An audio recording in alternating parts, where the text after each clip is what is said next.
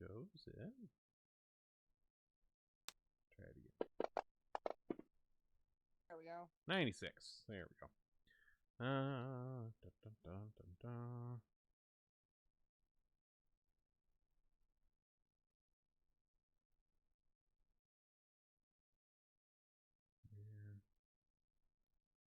Did they move? Did they move that? Where the hell? Oh, there it is. Okay.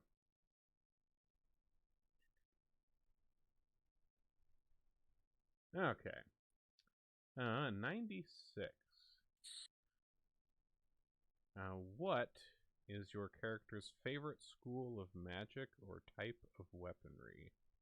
It doesn't have to necessarily be one you already know how to do, but what kind of magic or what kind of weapons do you think are cool?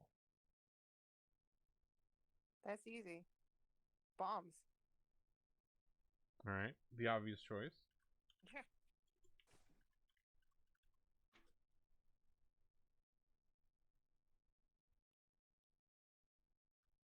Laughter is always the best kind of magic. Because it's a magic everyone has inside of them. Indeed.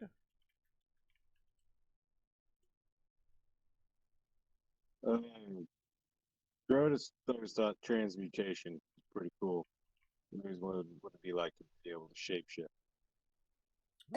Okay.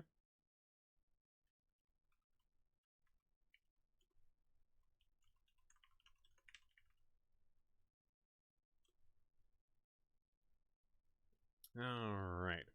So, does anybody want to give a quick rundown of what we got up to last time here for Grotus and Olivar's benefit? Oh, we went and enlisted the help of our friends at the tavern. Yep. And they brought their goat. They did. To help us. What was the goat's name? Violet is the goat. So we assaulted the hermitage. Mm-hmm. And we just cleared out the one room, right? The main entry room. We assaulted some people outside, fought some of them, and then we went inside and we had to fight a couple more. I think. We got the mayor, and then I think we went into the pretty mosaic room. Yeah. That's right. Yeah. The mayor. Yeah, so you guys had you executed your little plan to kind of try to draw some people out and get them outside, and that seemed to get the people that were kind of in the front. Did get the mayor, who had been kind of unceremoniously shoved into like the crypt part of the hermitage, and according to him, it's not so great further up in there, and was kind of cowering against the door when you managed to bust open the door and get him out of there. But yeah, you guys went further into the hermitage itself. There was the lovely mosaic room with this kind of depiction of the sea on the floor and the skies above at the top. We got emotionally invested in a goat. Yeah, you did get emotionally invested in a goat who died but got better. It was okay. The goat's still around. Goat's got 9 lives. Yep. But the last thing that happened is after you guys had taken care of like the priestess, the gal that was in here, and the nasty worm demon possession thing, the golden door at the west end of this room had like woken up for a moment and spoken to you all.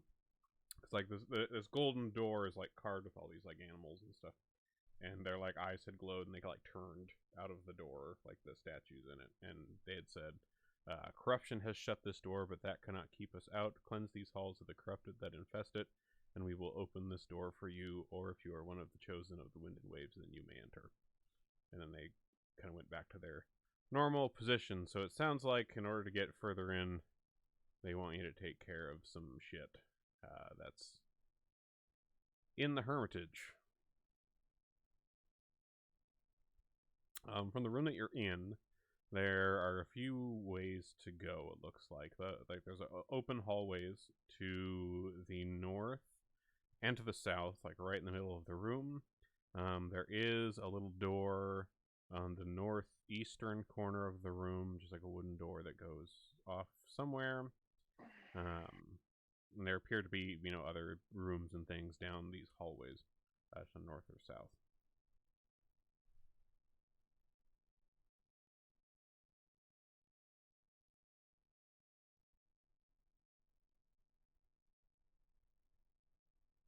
Piranha Two Punches kind of petting Violet here and says, "Reckon we got some more things to punch, eh? That door's a little spooky." Now Hulker will like wander down to the south and like curiously kind of open this door and poke his head in. It's at the left door. Yeah, the left door. Sorry. Okay. All right, let me click on you so I can see what you can see. There we go. All right, so this room appears to be kind of a finer guest room, like out in the front, kind of out the front vestibule area at the very beginning of the Hermitage. There was that one room. There was a couple rooms there that were kind of some rudimentary, beds and stuff, and there was the one that looked like where the mayor was probably being held for a bit, since the bed was all kind of blood-stained and it was a mess. But these ones back here seem quite a bit finer. Perhaps more esteemed guests of the Hermitage were permitted to stay in these. They have a very large canopied bed. There's an armoire in here, a full-length mirror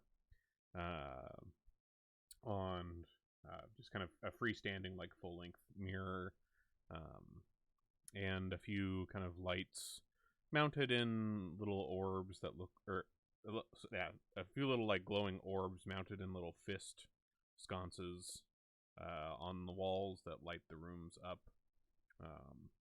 Everything seems pretty well kept. This doesn't look like there's anybody like been staying in here recently at all. It basically looks like a like a fresh hotel room. Like everything's made up, towels are all folded. It's all nice and just like ready for someone to come and stay, it looks like.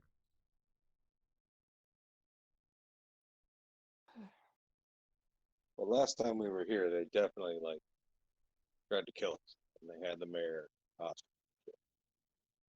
Yeah, I mean, there have been, and last time, like there were still definitely more of those dudes, that seemed to have something going on with them, that you guys have taken out. So they're still here and around, and it seems that perhaps whatever this enchanted door in this hermitage is talking about, there may be more that it would like to have out of its sacred space. Well, if the doors are talking to us, maybe a window can listen. Let's keep going. All right. Continuing down the south hall here. Yeah, we'll open this door to the east then, I guess. Okay. This one looks pretty much exactly the same as the other one, just like a mirror image of the other one, but still got the bed, the tub, the full-length mirror, the armoire. Also, kind of freshly set up, bed made, towels folded, everything. Nobody seems to have been staying in this one either.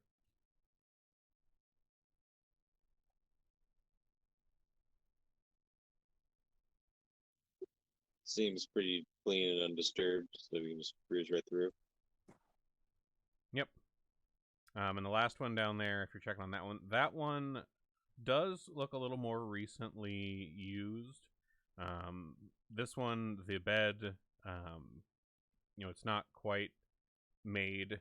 Like it looks like maybe somebody slept in it and maybe like pulled the sheet and the blanket back up. But that wasn't like cleanly done. And the tub also looks to be kind of full, halfway full of like lukewarm water as well.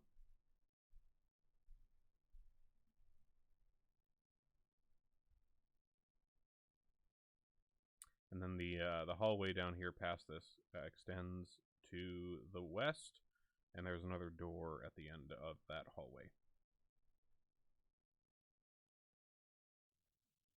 Check it out. Yeah, Grotus and I'll come down here. Okay. Here, I'll get Moz moved down this way too. Okay. So.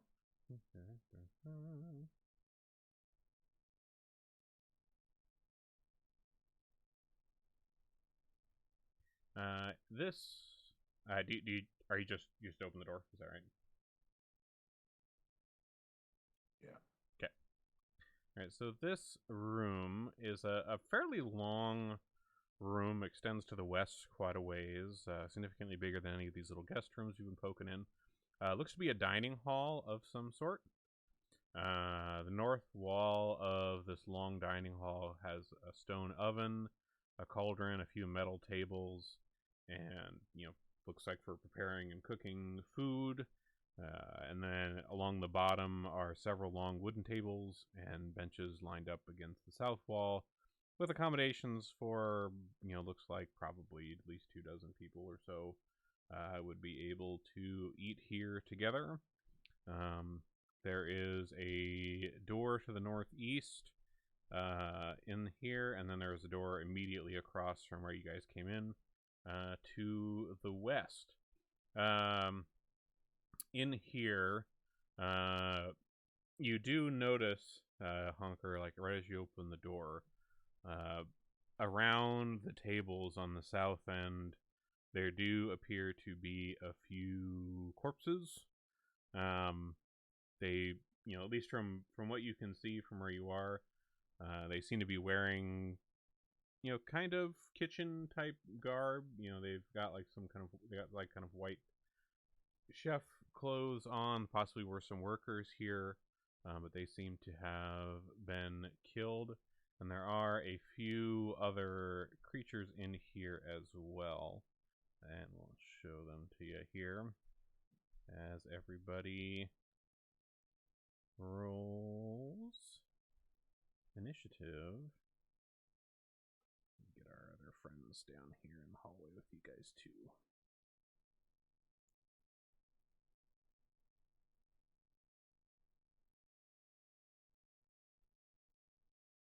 So the other creatures in this room here, there are 4 of them, it looks like. One of them looks to be another human. Appears to be wearing the garb of the Hermitage, as well as some kitchen garb. But they have that kind of reddish glow in their eyes that you've seen some of these other people around the Hermitage have, so possibly this same sort of corruption you guys have been seeing. And there are a few other little creatures in here as well, some tiny fiends. And is there a picture of these guys? Let's see. There we go. Little flying little demon dudes. Almost like little demon familiars of sorts, and they're kind of flitting around these tables, just kind of making a bit of a mess of things. And they all kind of turn to you as they see you come in, and these little quads kind of let a little screech here. Let's see. Top of the order. Looks like we Sorry, have. didn't roll me or. Oh. I apologize. Oh, you're good. You're good. I know y'all got lots to keep track of this time around, so that's fine.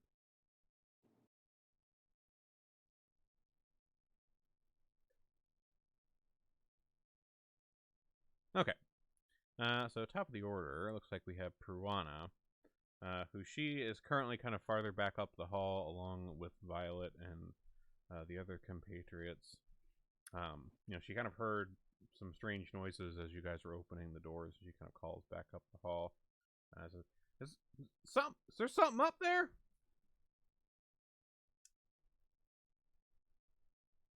Yeah, it looks like we need to do some cleaning. Bring your radiant fly swatter. All right, so Piranha, where's she in the stack here? Okay, Piranha, let's see, she kind of makes her way up the hallway here, kind of coming right up behind Grotus and Honker here. Let's see, does she have? All right, so she doesn't have anything ranged. Okay, so she moves up here, and then uses another action to kind of move past you guys into the room here, and she kind of pulls up kind of behind one of these tables here, kind of grabs one of these wooden chairs here that's around the table, almost kind of using it as a makeshift little shield, and she has her other fist at the ready to kind of punch at whatever comes at her, and she just kind of readies herself down here in the corner with her makeshift chair. One of the little tiny fiends here, one of these closets, flits across the room. Let's see, towards Piranha here, kind of darting around like, you know, almost kind of fly-like. Yeah, I mean the radiant fly swatter would probably come in handy here, perhaps. This little fucker flies across here, comes up on Piranha, and tries to swipe at her a couple times with its little claws at her face. And hits once.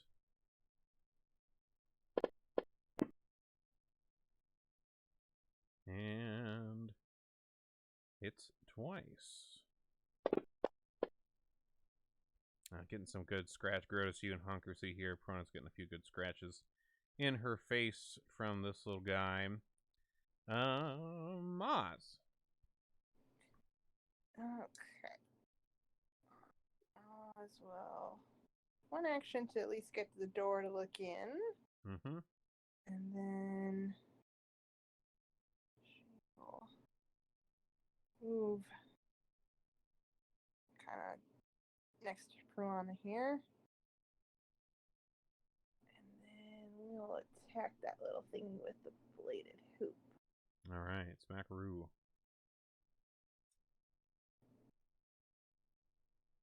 Ooh. That's Maz's turn. All right. All right, one of the ruffians along with Piranha from the pub. Let's see, 5, 10, 25. He gets up behind the door here and, you know, pulls a dagger off of his belt, or a couple daggers off of his belt, and tries to chuck them directly ahead, right past your head, Grotus, at Tiny Fiend here in the middle of the room. Misses. Ooh, and gets a crit on the second one. Nice. Dealing a pretty hefty bit of damage to this. It actually manages to take off like the left wing of one of these little closets, and this one kind of falls to the ground, unable to keep itself aloft with only one wing, making some unpleasantly sad noises, and sad and angry noises. And this ruffian here, he actually kind of cajoles you from behind, kind of giving you a bit of like a playful punch or two. Grotus, he's like, yeah. All right, let's see. Tiny Fiend, 12. Okay, this is the one that's on the floor and damaged from this dagger throw. It limps a bit up in this direction to the north, and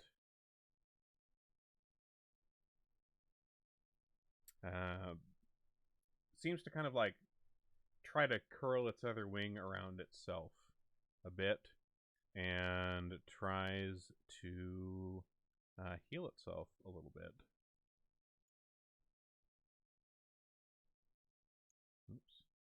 I did that right. Target self.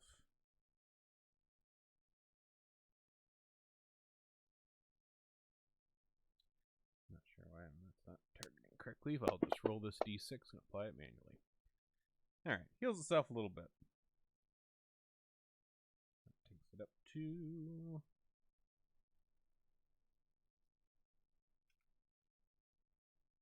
Okay. And let's see, that's move and that. I still got one thing left.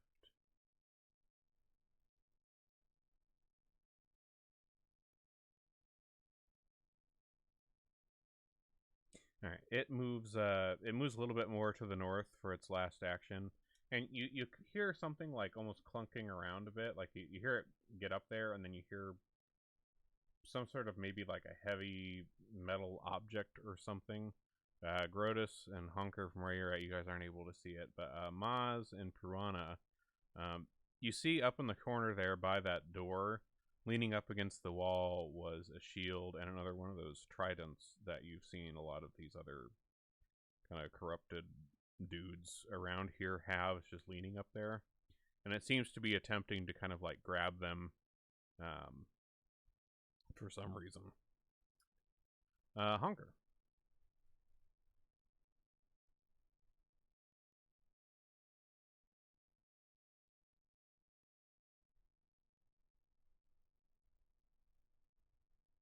Well, Honker knows better than to go into the room when there's violence happening. So he'll stay out here, but... Okay, I should be able to reach one of them. Okay.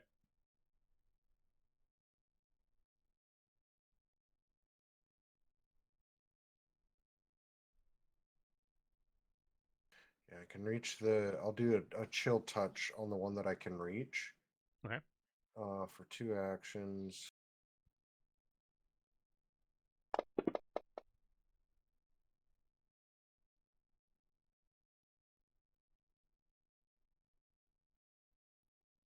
All right. Looks like she's... Okay, nothing on that. Okay.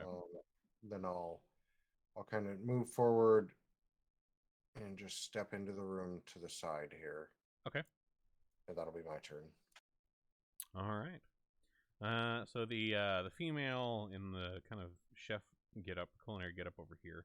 It looks like she had been like in the middle of preparing something. This table that she's near here has a cutting board with some sort of meat on it, and when she's turned to see you all, she has a cleaver in her hand. Looks like she's in the middle of something here.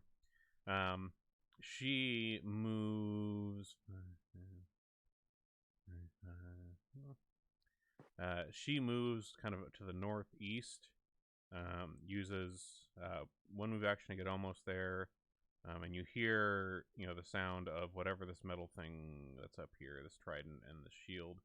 She picks these up and grabs them here, and then uses her next move, her other action here, to go right down to the middle of this. I don't think I assume that like if she's like picking up and like equipping like a weapon and shield, that would be like an action, wouldn't it be? Yeah, I think so. Okay, so it'd be like walk, equip, walk. Okay, and that's her actions. Okay, so she gets her big trident and her shield, and heads over here towards Ma's directions, and that is her turn. Braz. Okay. I will move into the room.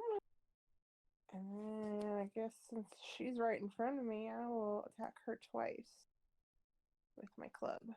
All right.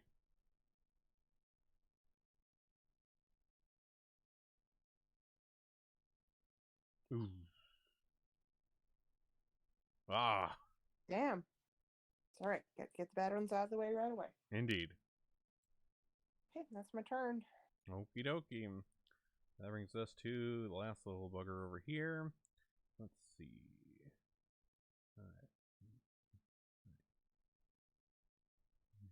Okay.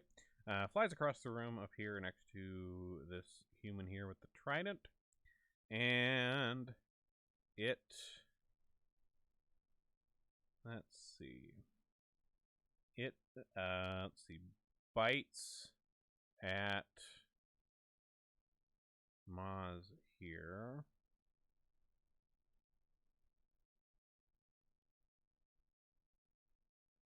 Oh wait, sorry, it doesn't bite yet. So it flies over, and you see it polymorph itself into another shape. So instead of it being this little kind of bat-winged thing, it polymorphs itself into what looks like it's small. It's not really too much larger than it was before, but it's still a lot bigger than it should be.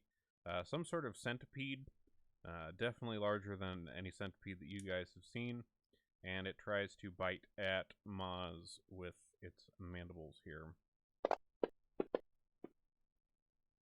And a crit misses on that one. Grotus.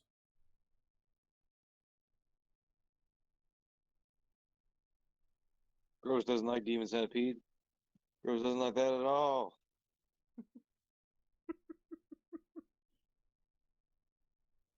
Grotus engages his stumbling stance. One action. With his next action, he's gonna move. Or hold on, let me get a better look at the map here. Okay. I'm right in front of you, but I'm tiny. You can go over me.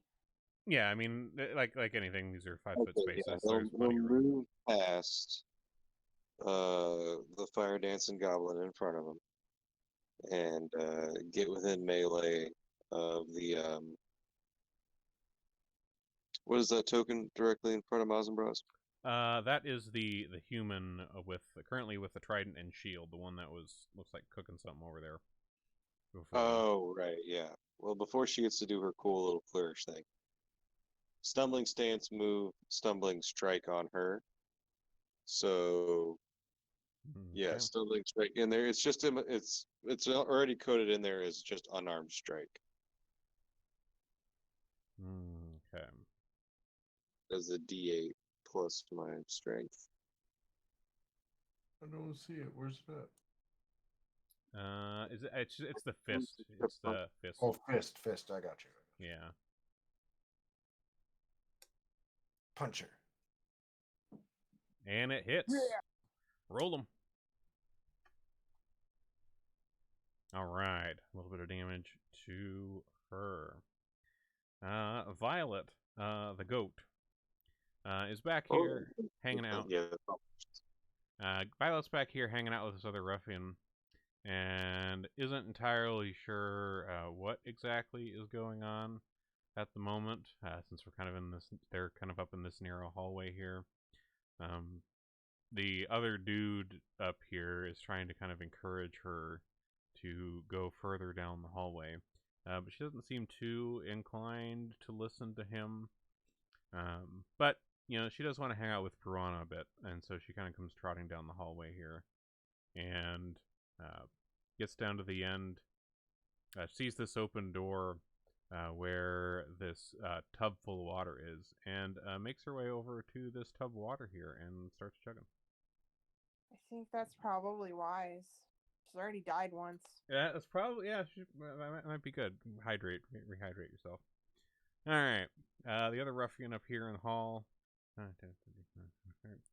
He also comes down here next to his buddy, and also pulls out a couple daggers, trying to chuck them at things. He throws one at the human gal.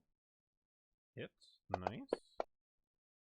A little bit of damage, and then the second one he tries throwing at the one that is Pallid chucked at. Or wait, no, sorry, the one that's Pallid chucked at's up in the corner. He throws at Tiny Fee number 3. That's a different one. And let's see, second attack misses on that one. And looks like Mott's is at the start of the next round. Okay. Might as well go ahead and just attack that tiny fiend that she tried to hit before 3 times. All right. Smackaroo.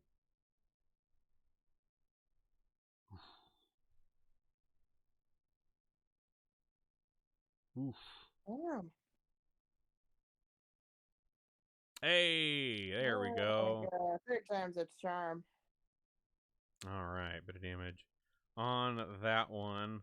Managed to take off. Looks like one of its little legs, like the foot, took off its foot with that good last hit there.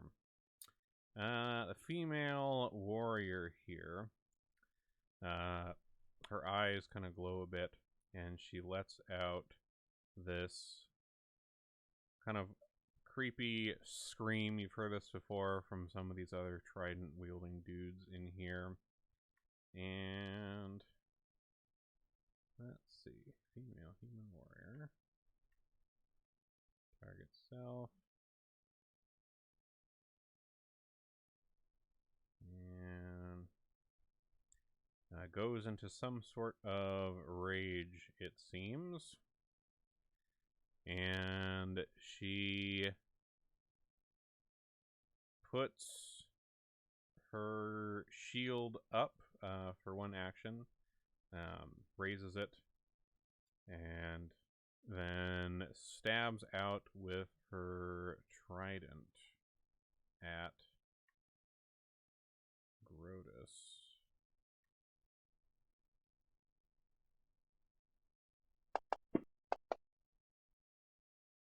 And misses. Honker. I'm Honker.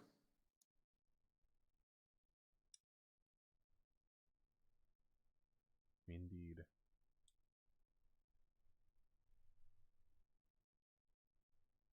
I'll honk my nose. Okay. Honk, honk. I'm Honker. And I will say to our good friend, this one with the trident and shield, you know, honestly, people like you fight a lot, but you're at a hermitage.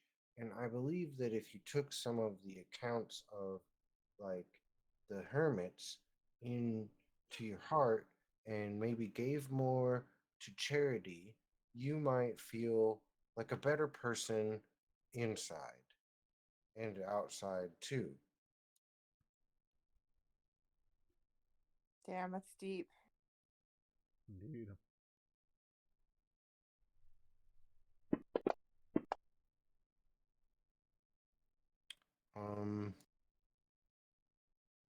I'm gonna hero point that.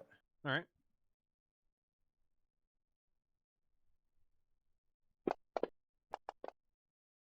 Son of a butt. Go. Okay. So they'll be stunned for a round. For a round. Okay. As they wrestle with the urges to be charitable. Interesting. Okay. Okay. All right. And that it? And then I will take a 5-foot guarded step there. Okay. Back into the corner. That's all. Alrighty. Which brings us to the little guy up in the northern part of the room. It also polymorphs itself into a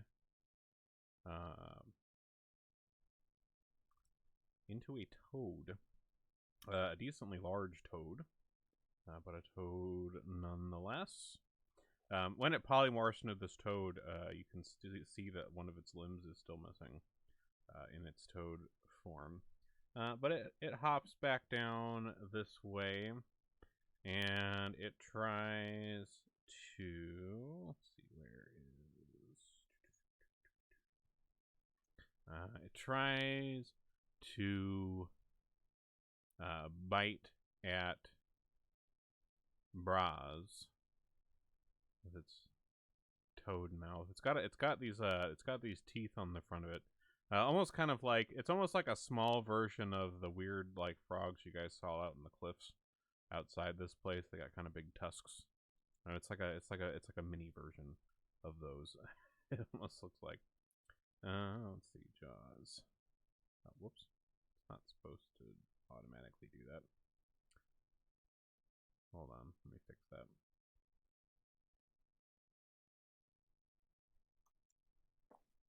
Why doesn't it have a roll? No, I think the thing on this isn't quite set up right, but that's the same bonus on this, so I'm just going to roll this instead since that's also +7. And misses its bites. Tiny Fiend number 20 down here. Also polymorphs. This one into a wolf. And it tries to... it kind of jumps at Maz. Oops. Wrong thing. Jumps at Maz. I'll just roll on this one. Hits. Dealing a bit of damage. And when it hits, it knocks Maz to the ground as it kind of jumps on her, biting at her, and holds her down on the ground. Tiny Fiend number 3 here in its centipede form. This one continues trying to bite. Misses. Misses. Misses. How cool would that have been if it got 3 critical misses in a row? Right? Ooh. Grotus. Got a bunch of weird polymorph little demons around. Angry lady with a pointy stick. Hey, you gotta put that stick down. You gotta hurt yourself. Oh, it's stumbling strike.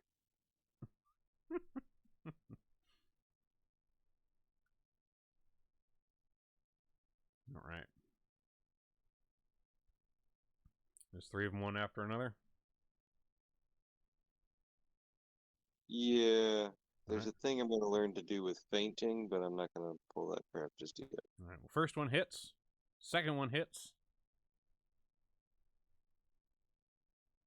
Damage is coming out. And the last one, oh, critical miss on the third one. But you at least got 2 good hits in there. Some really good, strong hits. She's not looking too good after those. All right, Braz. Okay. Oh, where the hell did I go? You are directly under. I will scoot Gross a little bit just so you can see yourself. There you go. I will kind of go under the table here. Stylishly sliding, of course. Of course, it looks super cool.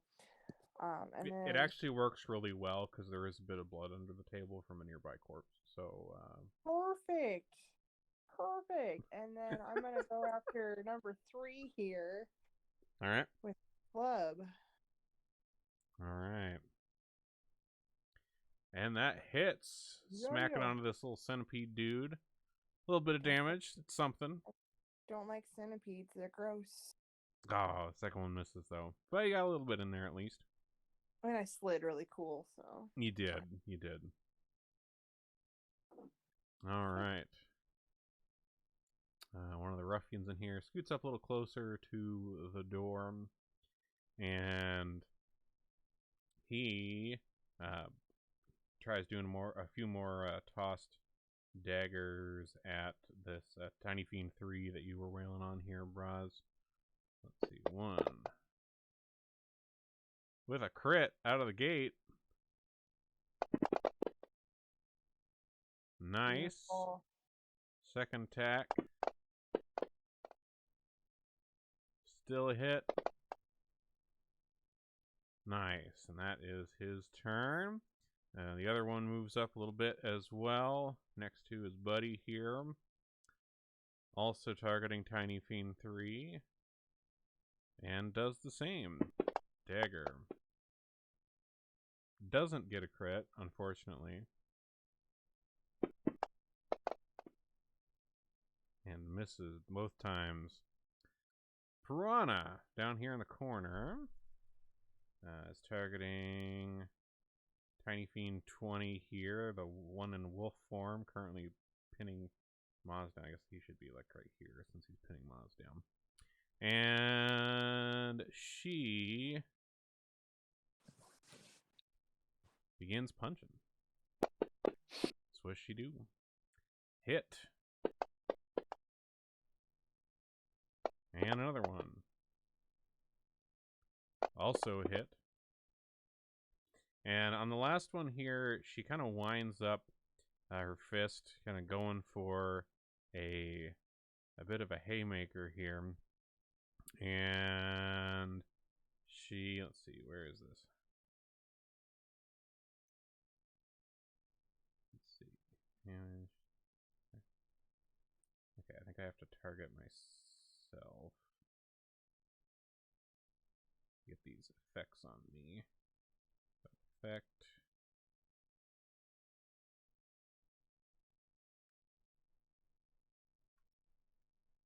Okay. Winds herself up.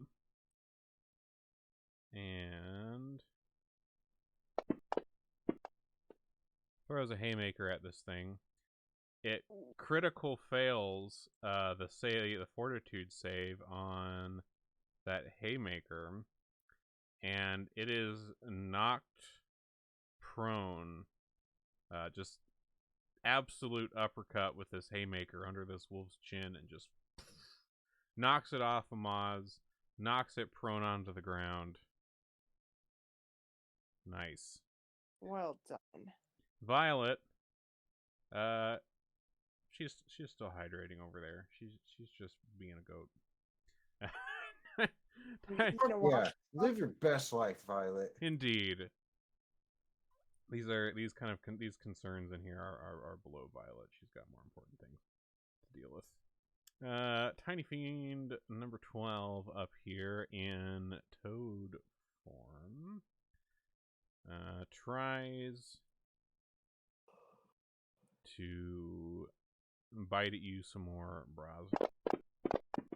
Rude. I don't know why that did them all 3 of the attacks at once, but it did, and they were all critical misses. So that worked out nice for you. God damn. Alrighty then. Oh, that's why. It's because the one I'm using to roll is a multi-attack, but that works out because it was 3 attacks anyways, and that they all failed. So much for that. Alright, Tiny Fiend 20 here. Wolf form is knocked prone on the ground. Looking a bit beat up here. If I remember correctly, it takes an action to get up from prone. I assume it's the same in this as it is in 5e. Is that right? I think. I don't see why it wouldn't be. I think so, yeah. Yeah, I don't see why it wouldn't be. It's not half of your move, it's just a full action, yeah. Yeah, that makes sense. Okay, so it uses an action to pick itself up off the ground. Its jaw looks a little dislocated. So it tries to claw back at Piranha 2 punch here. Let's see, Tiny Fiend 20.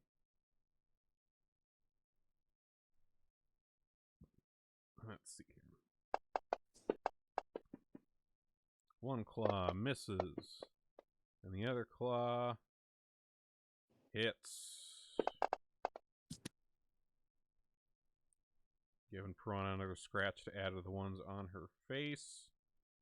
Tiny Fiend 3, centipede form here.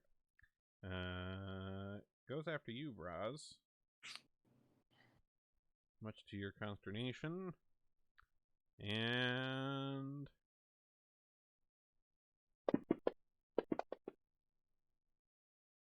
misses critically and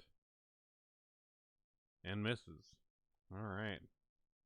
Not doing so good on their side. Much to your advantage, Grotus.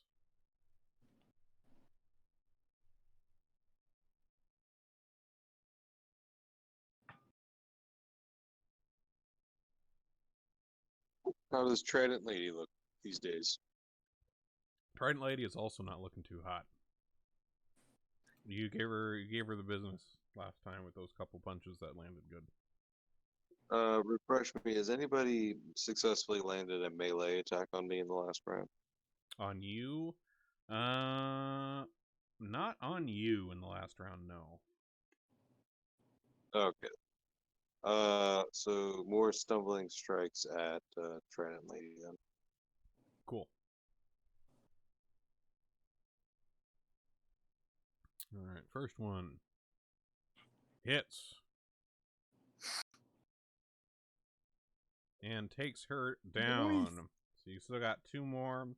She collapses to the ground. She's got this centipede demon and toad demon behind her here. She gone. Centipede Demon. Gotta step up and punch it. Okay. That's number 3 is the centipede one.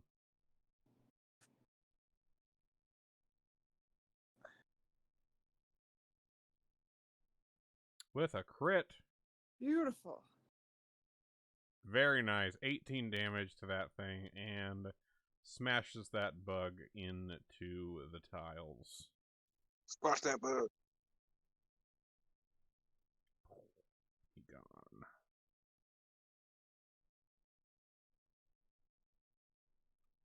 All right. Which brings us to Braz.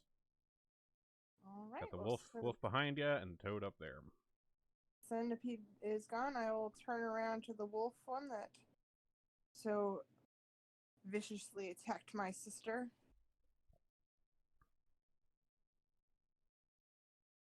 And a hit. And that was all it needed. That one, wolf is gone as well. Okay. Making Well, quick work of these then guys. I will then use my second action to move up to this one, Okay. and I will attack it. Okay. Question. Yeah. My second attack was a different enemy. Do I still use the second attack slot? I think so. You bet. You most definitely do. Okay. Yeah. If your Let me second try attack is turn, then it's got to be the second one. Okay. That makes sense. All right. That one is a miss. All right. Ruffian's here.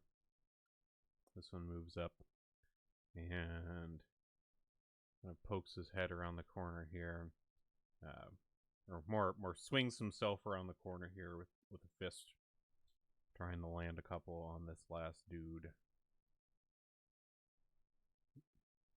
Actually target it. Come on. There we go. And a 1 hits. And a 2 hits. Nice. The other guy goes back to figure out what's going on with Violet in the other room here. Oh, sure. Just leave us, man. Cool. Piranha, she kind of runs around this table here, up in this direction, spits on both of her fists here, and makes way onto this toad. Hits. And that's all it took. That's all she wrote. Kablam. Alright, we're out of combat. So with these people that ran here down, Piranha, she lays in this punch onto this toad here. Kind of looks at all of you, looks at her people here, and she's like, Do you want us to go like clear out the north side while you guys finish up down here? Maybe we can clear this place out a little faster. Yeah, but I don't want any like rivalry, like north side, south side stuff happening. So just we're all equal here, even though we're better. Oh, I mean, yeah, of course. I mean, as long as we're getting the punches in, that's what matters. This ain't a competition, unless you But want it to don't be. put your lives at risk, because who would take care of Violet if you got hurt? I would. Well, that's very kind of you. Don't you worry about Violet. I will always worry about Violet. I will give my life for Violet right now. That's probably not necessary, Honker. Hunker will like very seriously like walk up. As you say this, Violet kind of comes trotting into the door and lets out a bleat in your direction. Hey! He looks at her and he says, "Violet, I will walk through fire for you." Whoa. You kind of stare into this goat's kind of glassy eyes, and you get that that kind of creepy just goat stare back at you, empty. The void lies beyond its little weird goat-shaped eyes. She gets it. She gets it. Yeah. All right. So Piranha gathers up her boys and Violet here, and she seems pretty confident in everybody's abilities here, and goes to make towards the northern hall, leaving you guys to kind of finish this half of the temple and see if we can take care of the business here. So they head up yonder, and we'll let them do their thing, and I'll figure their stuff out as we go along. As for the rest of you here, so you're down in this dining room. There's the door to the northeast, and then there's the door directly to the west. Those seem to be the only other exits out of this particular place. I'm already at that one door. You are. Alright, so you push open this door here. This looks to be the pantry. There's not really too much to speak of in here. There's large bins all around holding vegetables and fruits, racks for all sorts of dry goods, salt, spices. It looks like the supply of some of like the more fresh things are starting to run low, but there's still quite a amount of sufficient food here to still feed people for at least a few weeks. So fairly well stocked pantry, it looks like. I will pocket 2 pieces of fruit for me and Moz. Nice. Which kind of fruit? Well, I didn't really look at his grab, so we don't know, but we're gonna enjoy it anyways. All right, sounds good. Durians. Oh man. All right. Which leaves the western door here.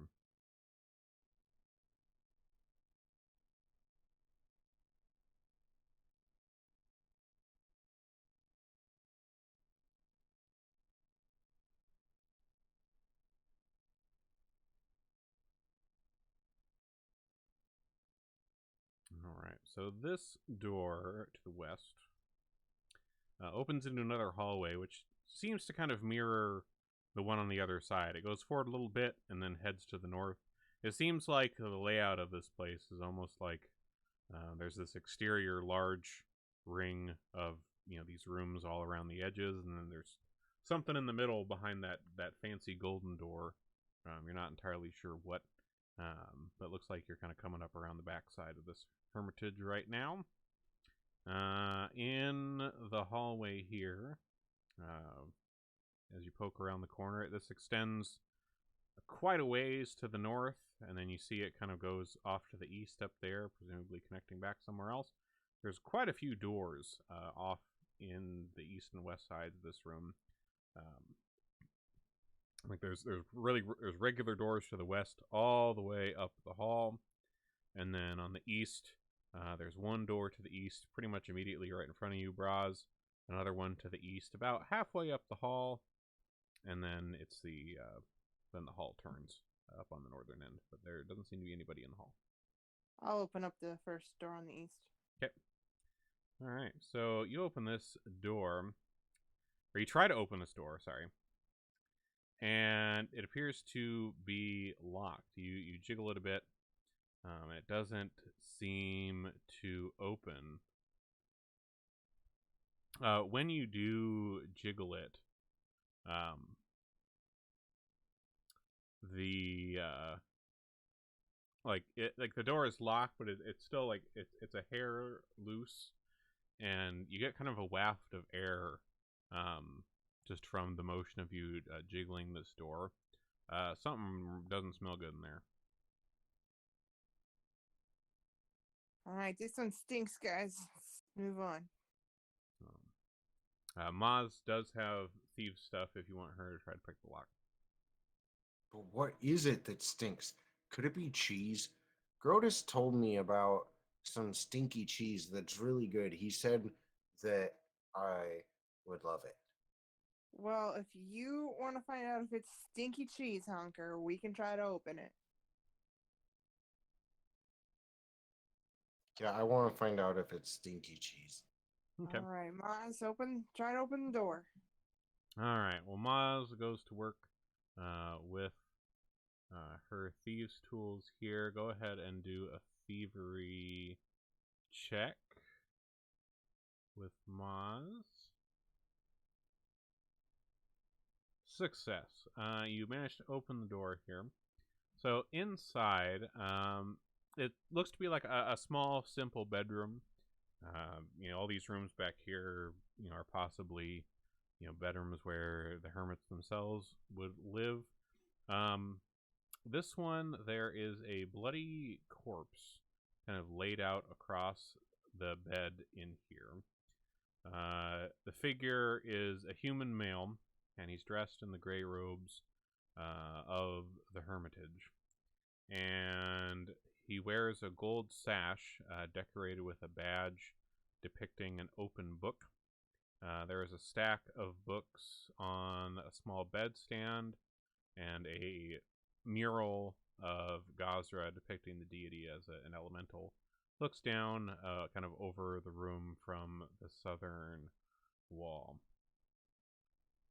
Well, hate to break it to you, Honker. It ain't cheese.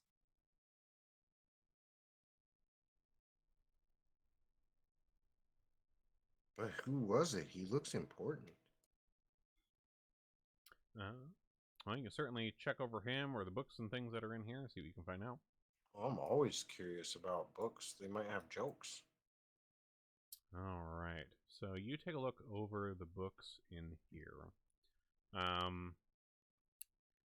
The books, they are fairly ornate in terms of the way the covers look. They almost look like the kind of books that you would see at like a church of some kind, kind of an ornate holy text of some kind. One of them, the text on it reads that it is a manual about city building, and the other one is a book called The Order of Numbers, and they seem to have been reading them. And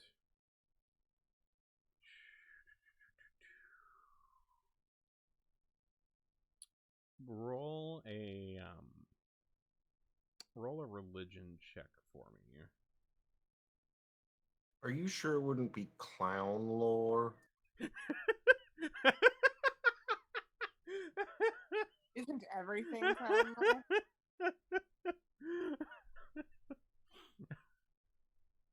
lore? So the you aren't really too familiar with the religions of the area with this, but all you could think of is maybe some other church might be interested in these.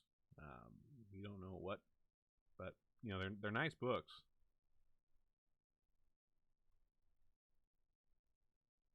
Well, there's got to be some jokes in here somewhere.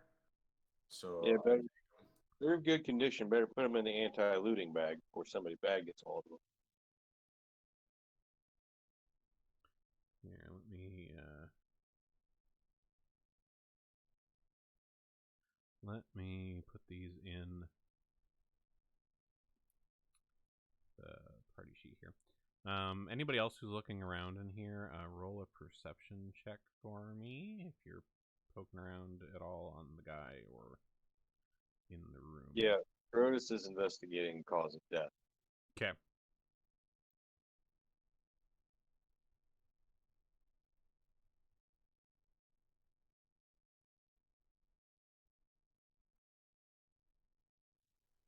Brodus is trying to pull some CSI shit.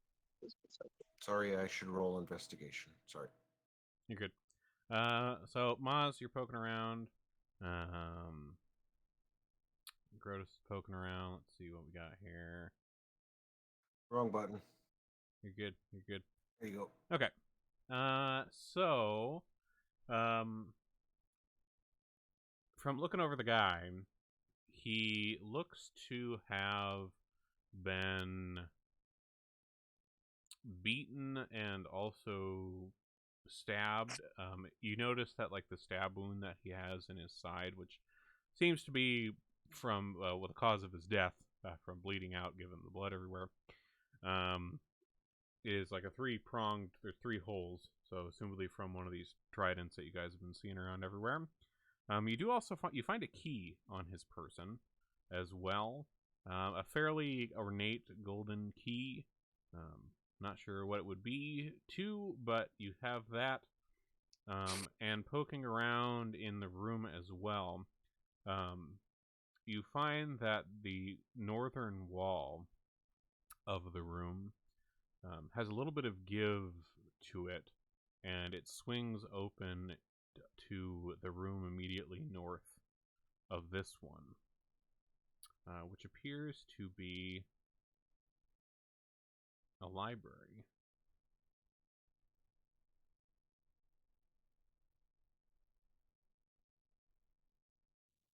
More books. And let's see here. Yeah, let me move Brodus up here so we can actually see in the room. Here we go.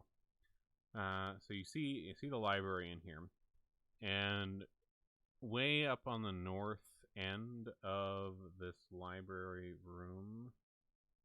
Let me get this on here as well.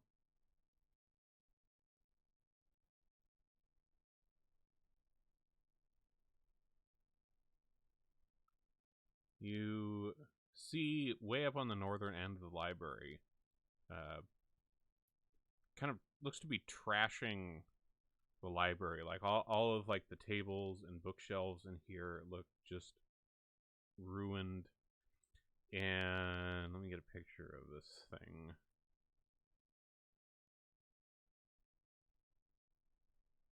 I didn't know Mitch McConnell was in game. Damn.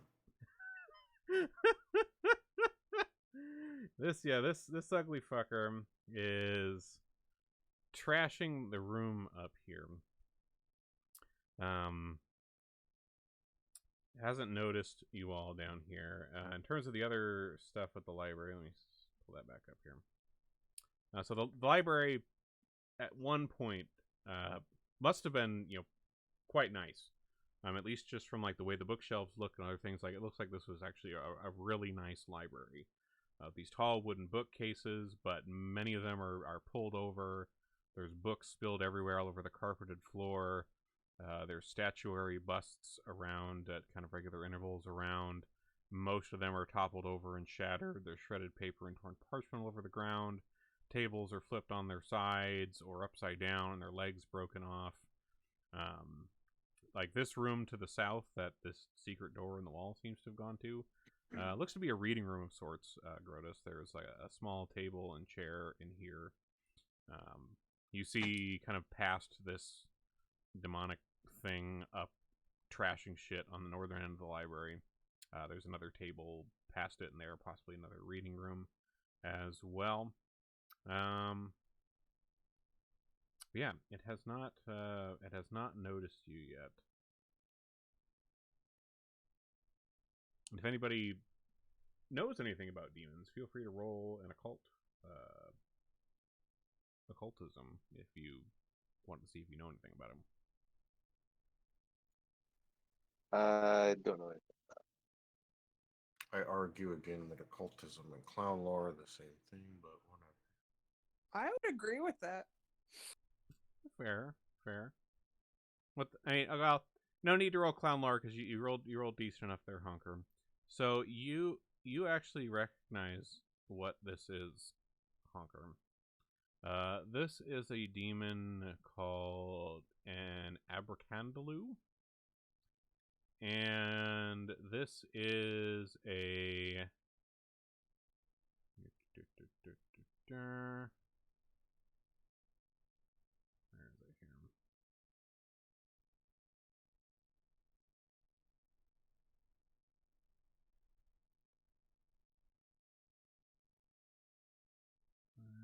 doesn't it show?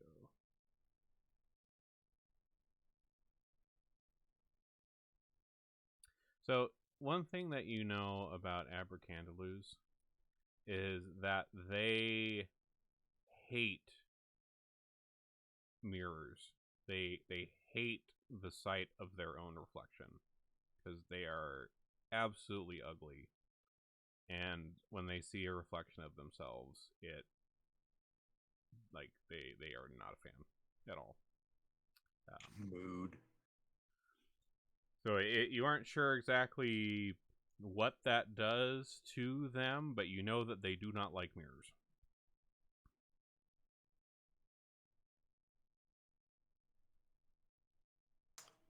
So that book burning demon thing, guys, gals, pals, it doesn't like mirrors. Does anybody have a mirror? Maybe we could see what happens, what they really mean by doesn't like. I've been told, but I don't really believe. I want to do my own research. Hey guys, sorry to do this. I gotta kind of bounce out. I friends here, and I gotta take care of some business around my apartment. Understood. Thanks for coming tonight, man. You're good. Thanks We'll for hosting and accommodating. Appreciate it, guys. Really. for sure. Yep. If we need, Quick's got the controls. If we need you to punch anything else, so we'll get. I it hope to sorted get my laptop up and running soon, and then I'll be able to handle my own fantasy grounds. No worries. I mean, that's another 2 weeks away, so you still got plenty of time to heal up a bit more and get stuff sorted out. No worries. And hopefully, I know Baza was getting their stuff figured out because they had a whole mess with the storm and I guess some other things that like fried their rig and some other stuff. But they are they're looking forward to coming back and joining in finally as well after having all this stuff get in the way. So with any luck, I'm not sure when they get that all set up, but maybe next time, maybe somewhat soon, we'll have Baza back in here with us as well. So sweet. In terms of I forgot to show you guys this before I go. oh, okay.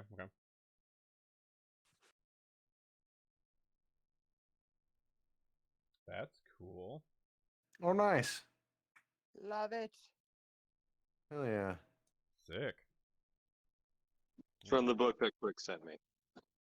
Oh, cool. So much appreciated for that. I channeled a day's worth of pain and thank you. Very nice. All right, guys. Thanks again. Catch y'all later. We'll see you around. Rest up. Okay. So mirrors. I don't know if any of you have one at all, but if you I'm a fucking clown. Hold on. I mean, do I If I strike don't, you as the kind somebody of girl that somebody carries should honk. I can do this. Hold on. Not that one, but this one. I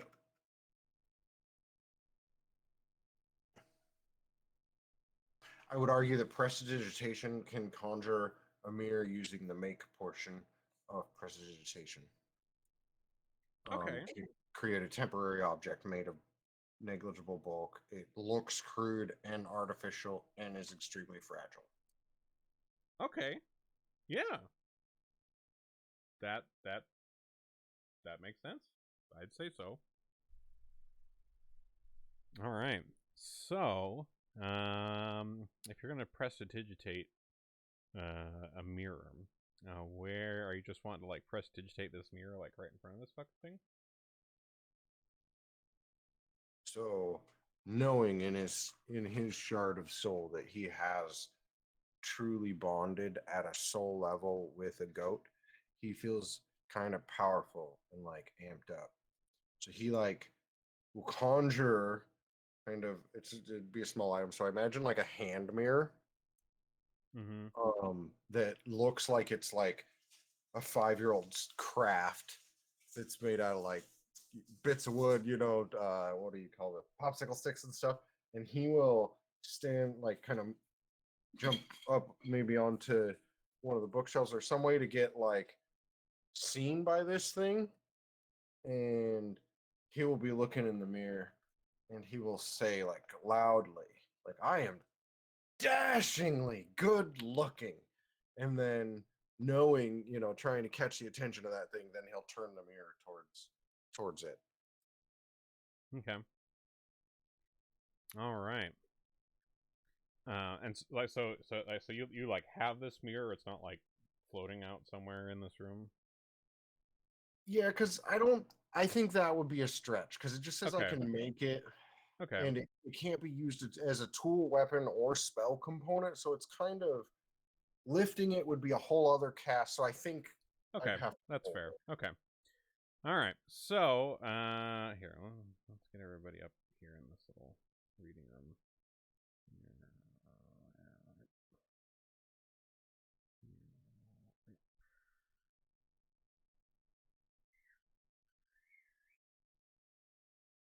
Okay.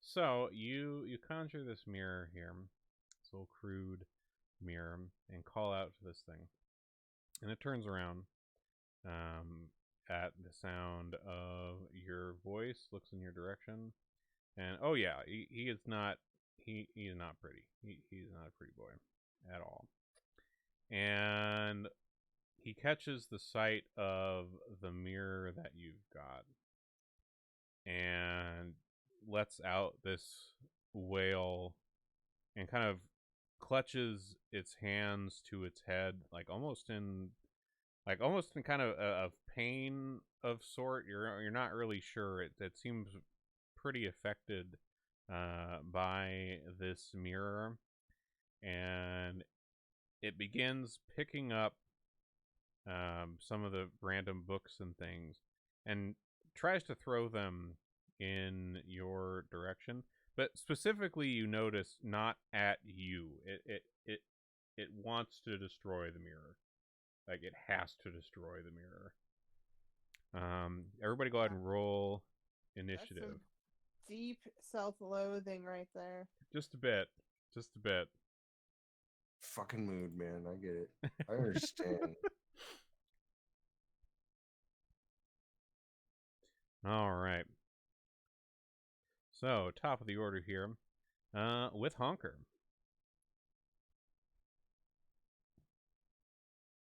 So you got this mirror you're holding up with one hand here. This thing seems to be fixated on. What are you doing with the rest of you?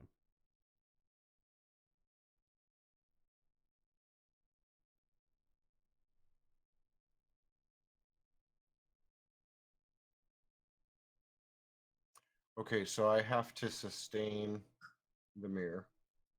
Okay. So that's one action. Okay. And then I will move into the room and step to the side is another action. Okay. I suppose I'm probably intelligent enough to figure out what's going on. And then with my free hand, I'll whip out a juggling club and huck it at the demon. All right. Ranged weapon attack. Son of a gun. Oof. My debut as a ranged weapon attacker. All right. Maz.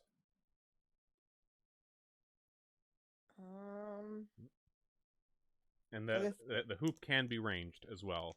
Okay. Well, might as well move up kind of by Hunker. And yeah, I guess we'll just go ahead and attack it with the bladed hoop. All right.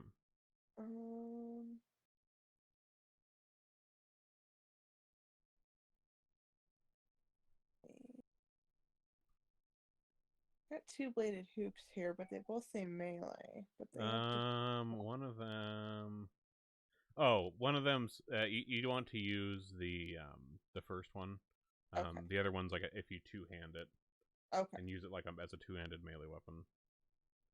So first attack. That hits. Nice. And one more time. All right. Oh, and I do want to say, Honker, go ahead and give yourself a hero point for that prestidigitation solution to that you came up with, because that was pretty good. I see now why you were asking about hovering, and that would have been a pretty useful stretch, but Yeah. too far. Well, I'll get help for that props for coming up with that way of going about it, because Right. there were those full-length mirrors in the other in those fancier bedrooms on the other side of the Hermitage. But you came with something else, so props for that. Hunker lives in the now. Very nice. All right. So, this thing tries. It stays where it's at on the kind of upper end of this room. And it tries to chuck books at the mirror.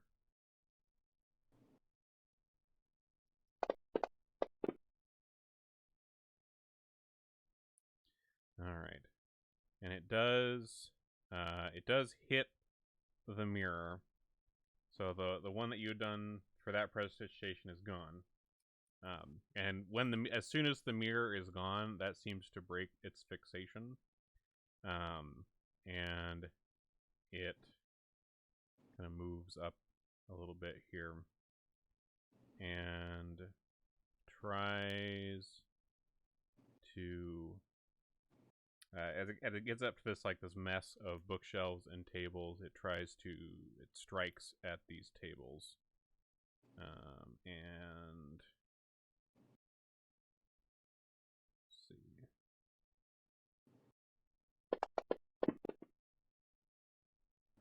Oh, that wasn't supposed to be at you, Honker. That was at the tables. Takes out this pile of tables that's obstructing it here. All right. They are elsewhere doing their things. Braz. Okay. I'll move up in between Maz and Hunker. All right, and I do.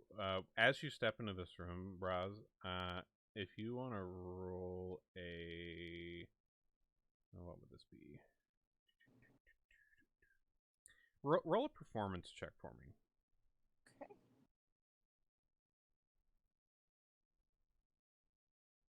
Very nice.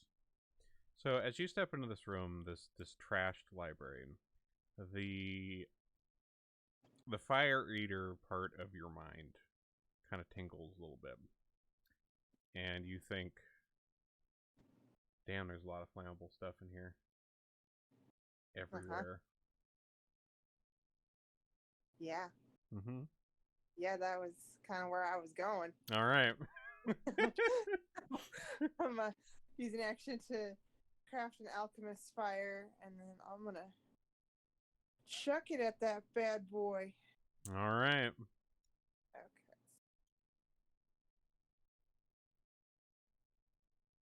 Damn it!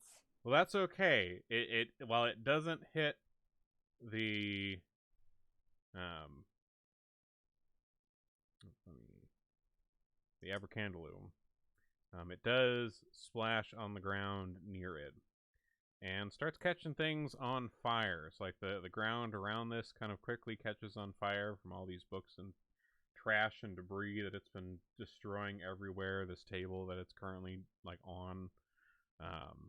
Stuff starts burning, so it does take a bit of damage from that. Let's see. Oh wait, that was the wrong dice. It would be this one. Nice. And as these all of these old tomes in here and tables and things and pages start burning, like they go up pretty fast, and it takes 8 fire damage from that. Anything else, Bronze? I think you still had. Oh, that was all. Oh, that was my everything? Okay. Alright. Grotus.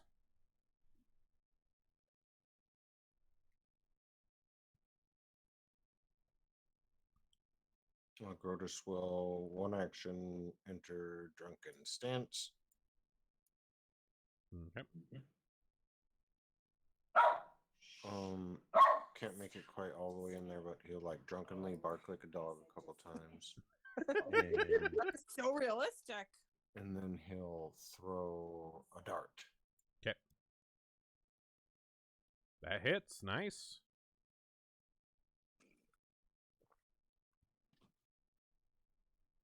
I really thought Grotus would have a deeper bark, though. Yeah, you would think. You would think. Always surprising us. All right. So the Abercandaloo here is not the biggest fan of the fire going on around it, and it tries to move kind of out and around of this fire, and it takes. Don't grab that. Grab the dice. 7, nice.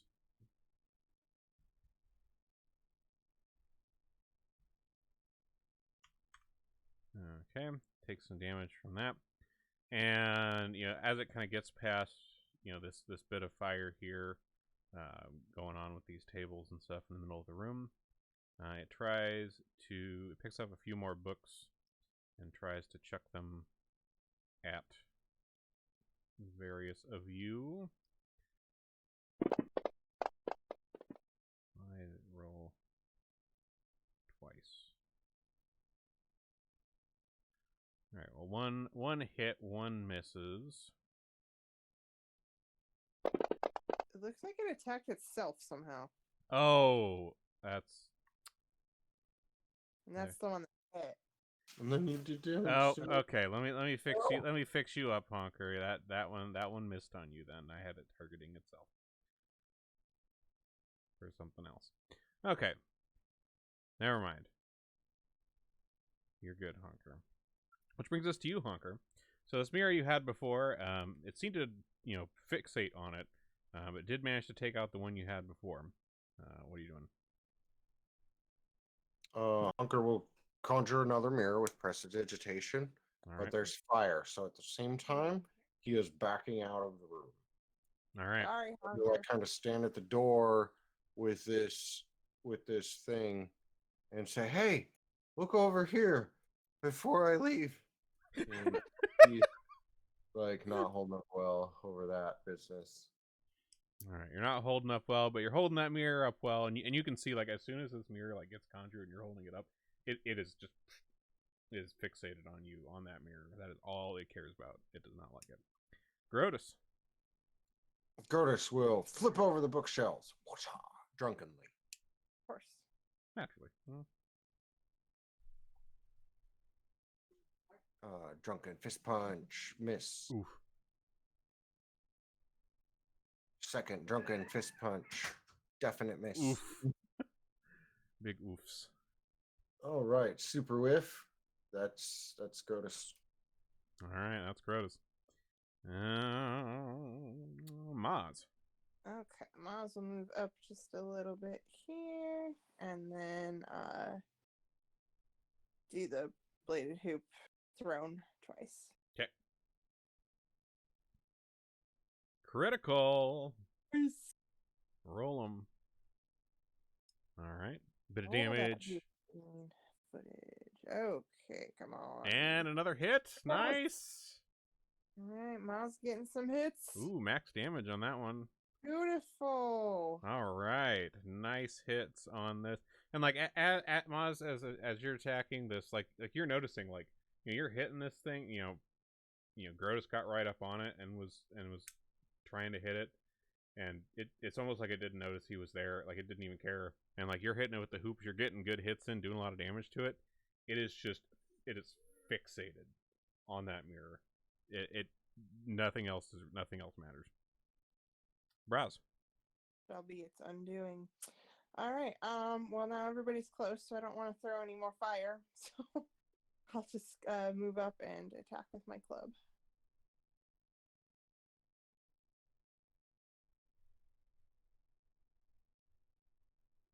All right.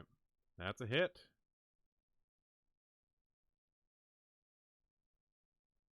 Hit and a miss. Okay, it's my turn. All right. And same with you, Browse. You smack on the thing. Takes it in stride. Doesn't notice. Grotus.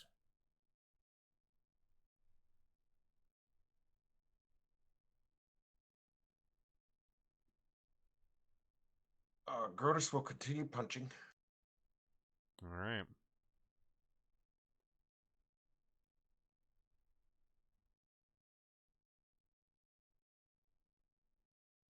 That's a hit.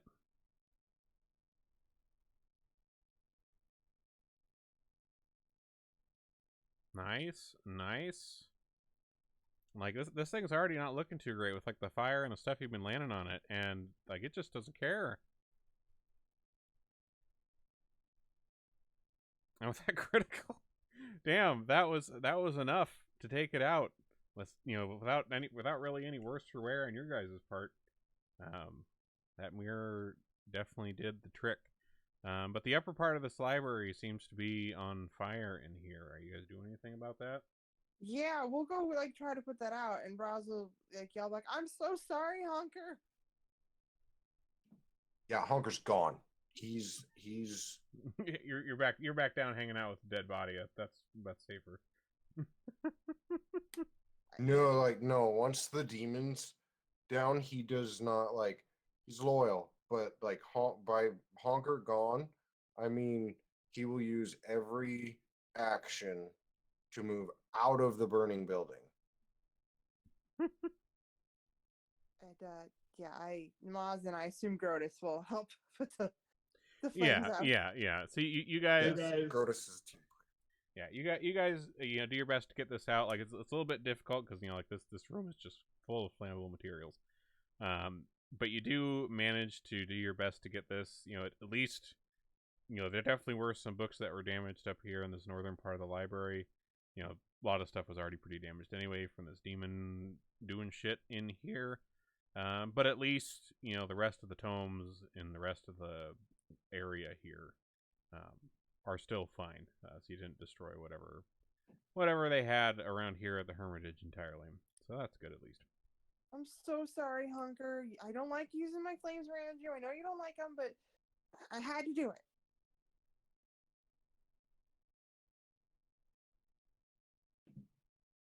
All right. Should we carry on, folks? Sounds good. Let's see.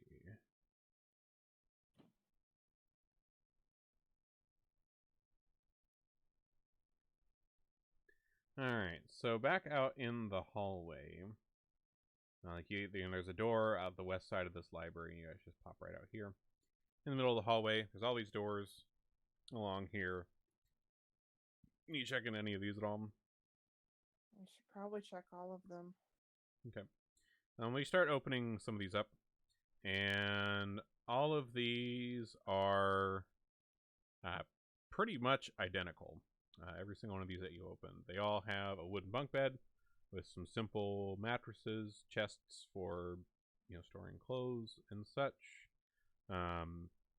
They look from like the clothing and things and other stuff that's in here.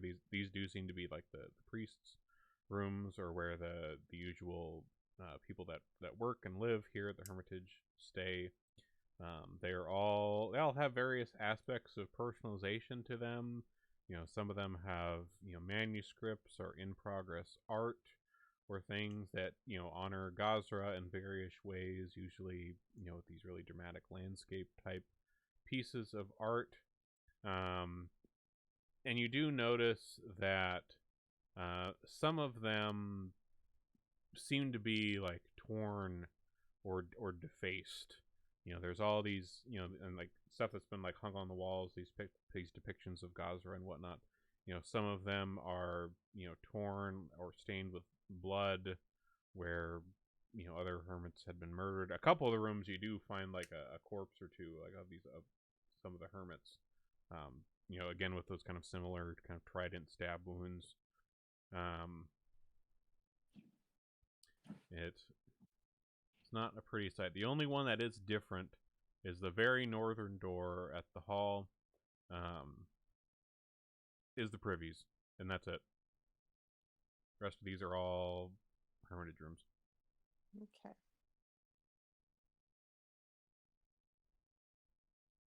Well, let's keep going then. All right. Okay. Fine point of criticism for Wizards of the Coast. You ever see a bathroom in a D&D map? Nope. Okay, just saying. Yeah, It's very important. You gotta have a toilet. yeah, I don't think I have. Huh.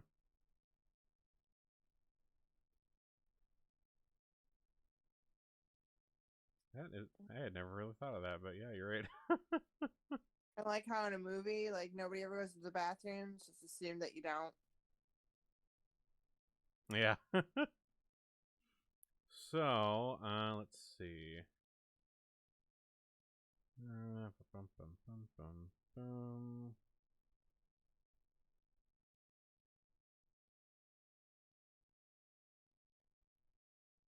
So you guys come up the hallway here, and this northern stretch of hall goes to the east quite a ways, and seems to be just like from visual estimation to connect back to the hallway going off of that lovely mosaic room at the beginning.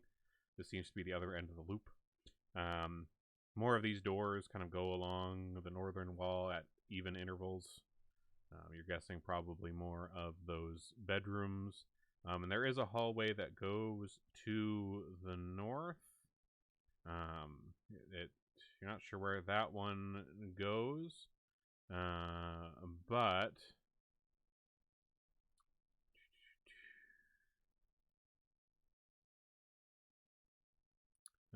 up here to the north, Braz, you're kind of running up this hallway here, and you see that there's these stairs that looks like those go down. Yeah, those go down. The stairs going down, and you catch a glimpse of what looks like Piranha and Violet and the others seem to be down here in this northern room, looking around. Okay. Head on to them. All right, I'll get you guys down in here.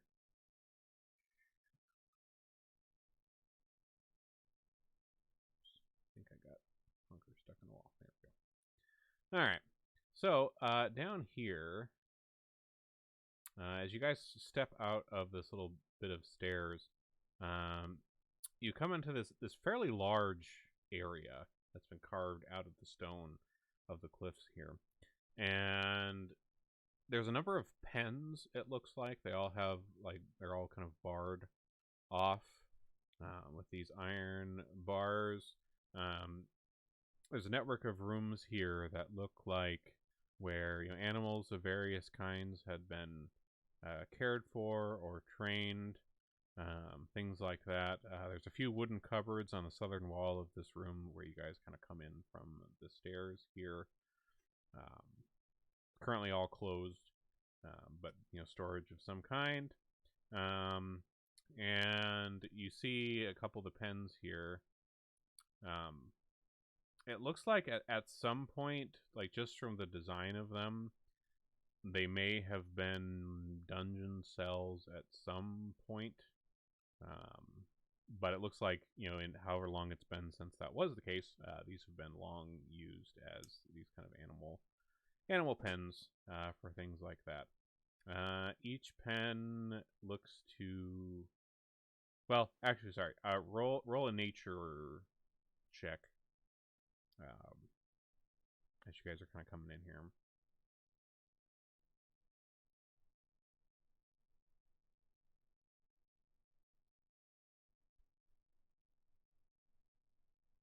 Okay.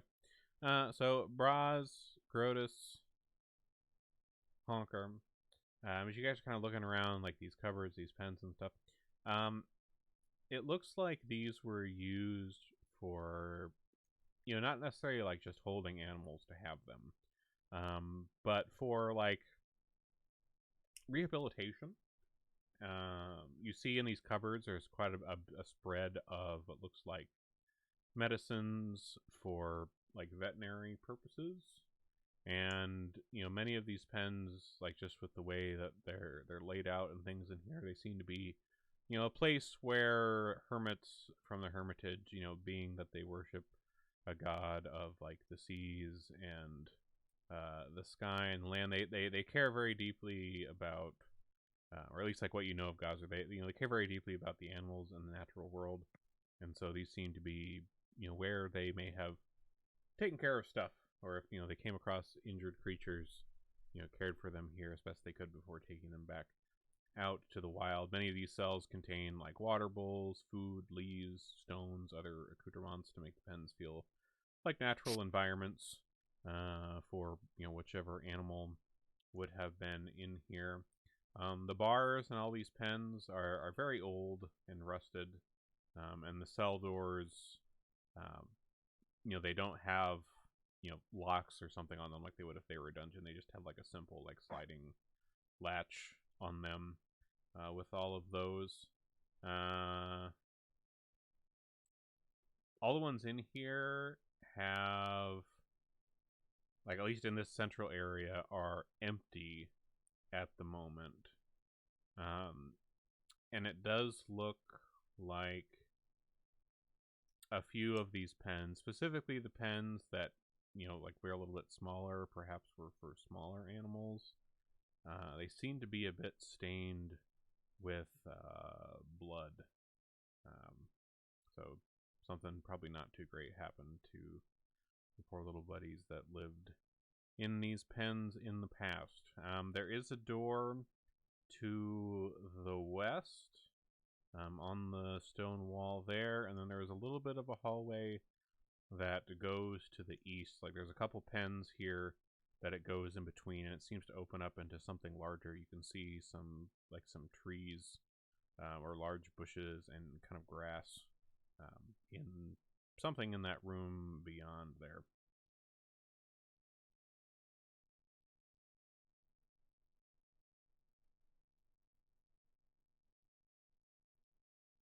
Well, I'm curious as ever. I want to go look and see what's in that room beyond there. Okay. All right. So, Honker, you go take a look over to the east here. There's a large pen that takes up the majority of this room. And it kind of resembles a bit of a forest habitat. There's some trees that have been grown from these heaps of earth that have been brought in here that are sloped like a hill. And there's some brush and some undergrowth. There's a pool of water in the corner with kind of rocks around it. The door in the bars separating this pen from the rest of the hallway is latched shut, and is currently looks like it's tied. The sliding latch is tied shut with a bit of wire. And you see beyond the gate there, there's a pair of creatures in this pen. You know what? roll me clown lore on this one.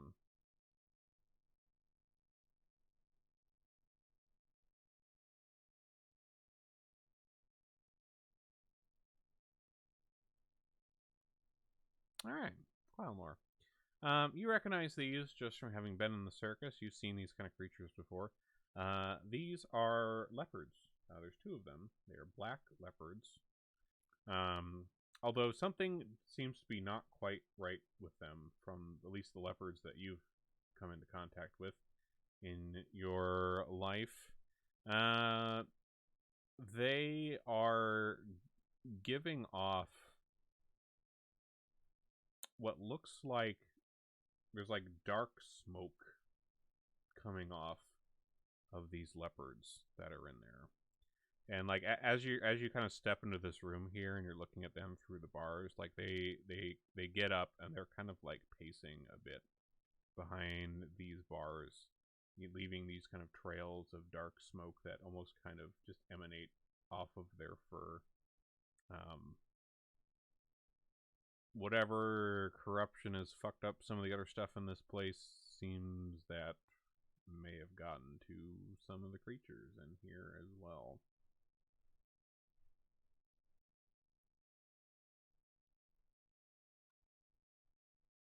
So, do we know of a way to fix these guys, or do we have to put these leopards down?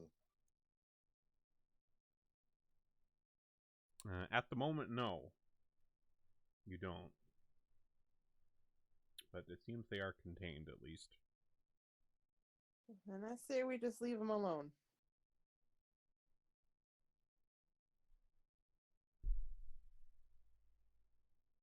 All right, for now. Unless the door makes us. All right.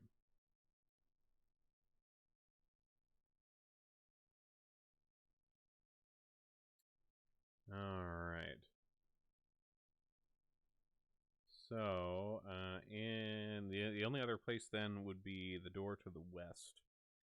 It's like the central room. You can see all the pens here, and they are all empty.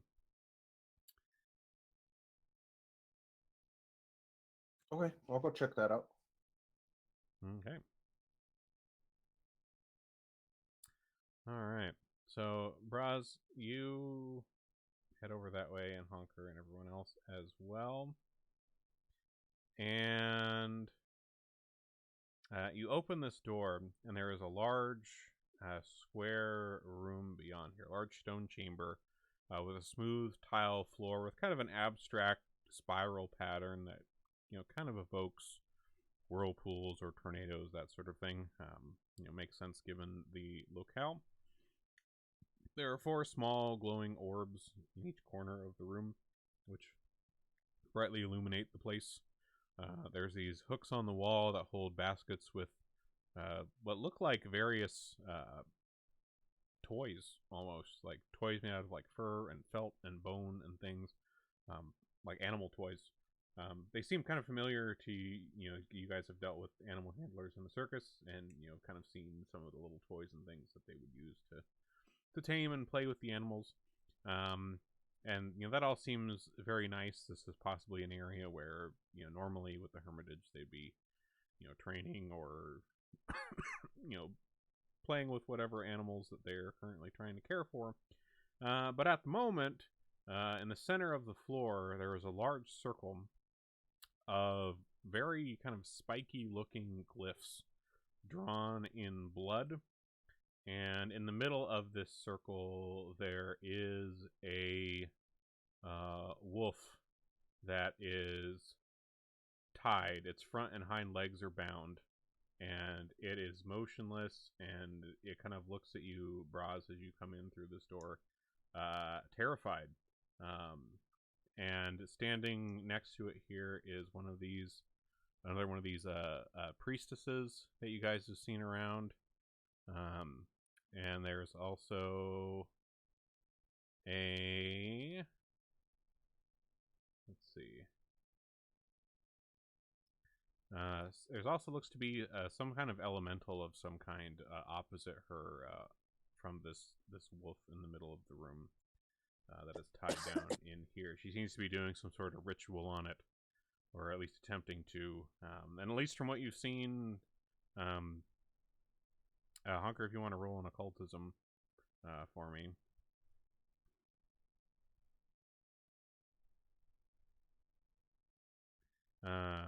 Wait, you rolled 43. nature. Oh, yep, there we go. There we go, a little better.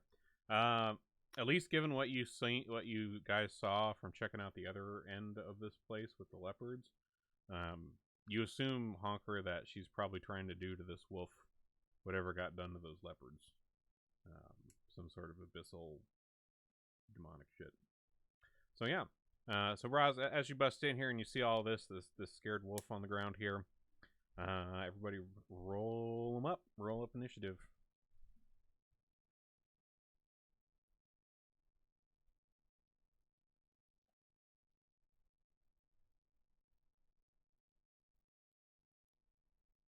All right.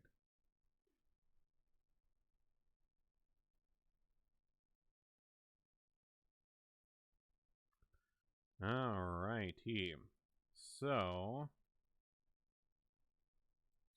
top of the order is this priestess here.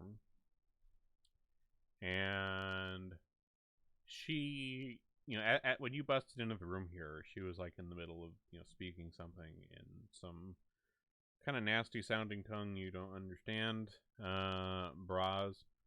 And she sees you, and but she doesn't make a move towards you. Like, you can see there's like a one of those tridents and things nearby, but she seems focused on doing this ritual and continues casting this. She kind of makes a sort of motion towards the elemental here in the room to direct it to go after y'all, so she's not interrupted. Grotus.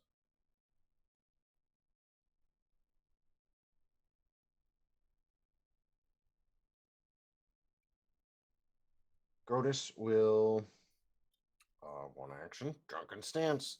Second action, move his drunk self over here and sock this person in the face.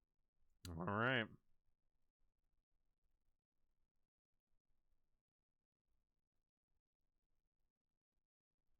Or not. Or not. Grotus will hero point that. All right. Re-roll them up. That's a little better. Hey. Oh, much better. Hey, very nice. With a critical. Very nice. All right. So with this, these punches on this, especially with that critical hit, you do seem to manage to disrupt her casting this, and you kind of, punch her back a bit. She seems rather furious at this, and you can see her kind of reaching for her nearby trident here. Yeah, as a result of this.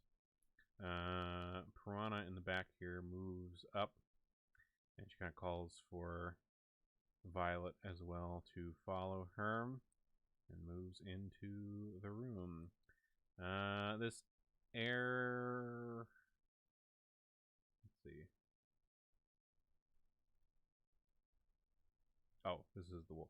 The wolf can't do anything. It's tied up on the ground. Maz. Okay, Maz will move in over here by the elemental Okay. and attack with the bladed hoop. Okay.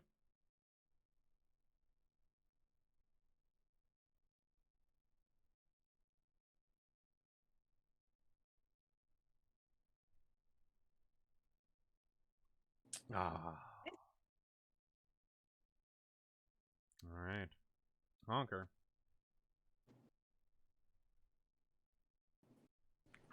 What's that?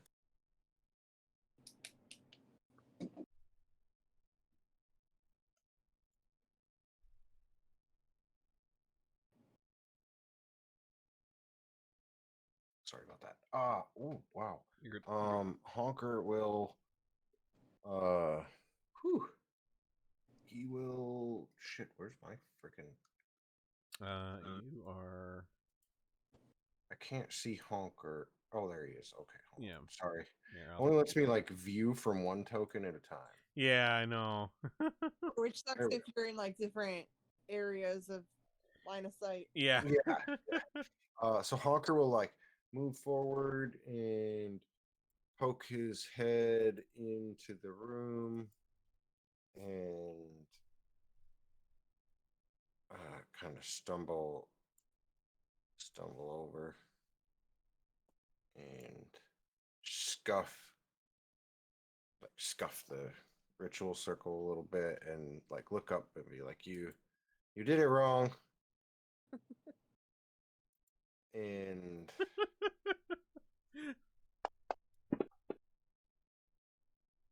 drop that blistering invective on her. Success means she'll take 1d6 persistent fire damage. Ooh.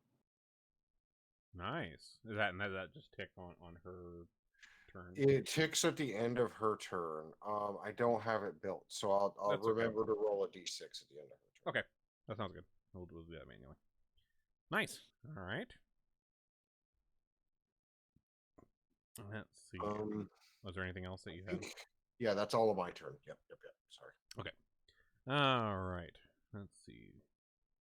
Abberton Ruffian out here comes into the room and uses a second action to try to get up here on this elemental. And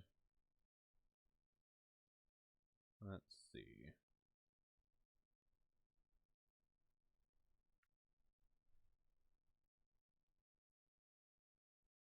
And tries to punch at this elemental here.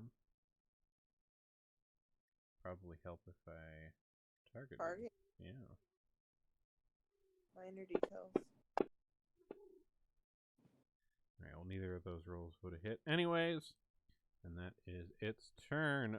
Violet comes into the room following after Pruana here. Oh, hello, pumpkin. And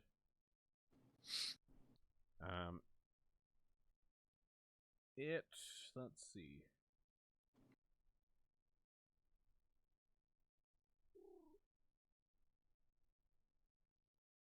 Uses another move to go up here by this elemental.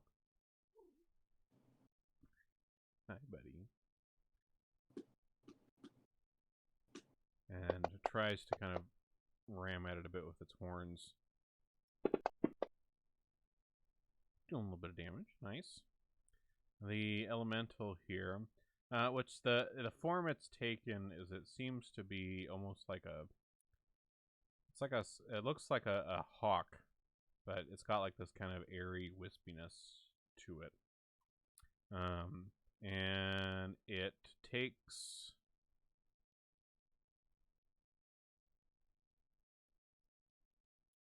It kind of flies up a little bit, and then swoops down, attacking at the Ruffian and Violet and Maz with its wings as it flies by. Let's see, missing Maz, critting the Abberton Ruffian, and hitting Violet. That shouldn't have done any damage to Maz. Let me fix that. 7. And 7 damage to Violet and 20 to the Abberton Ruffian here. Braz.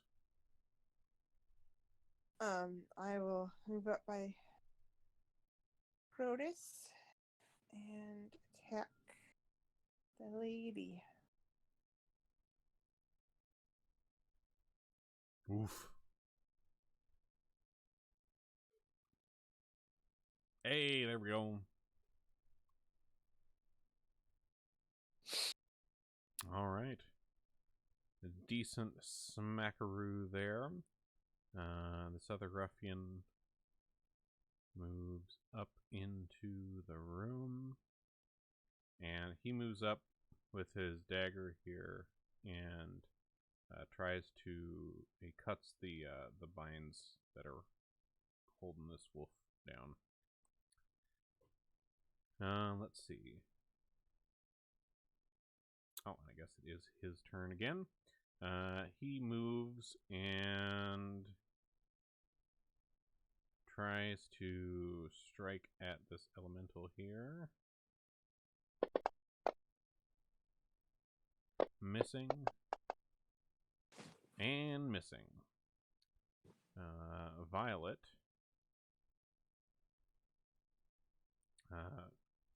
Takes a couple steps back. And then...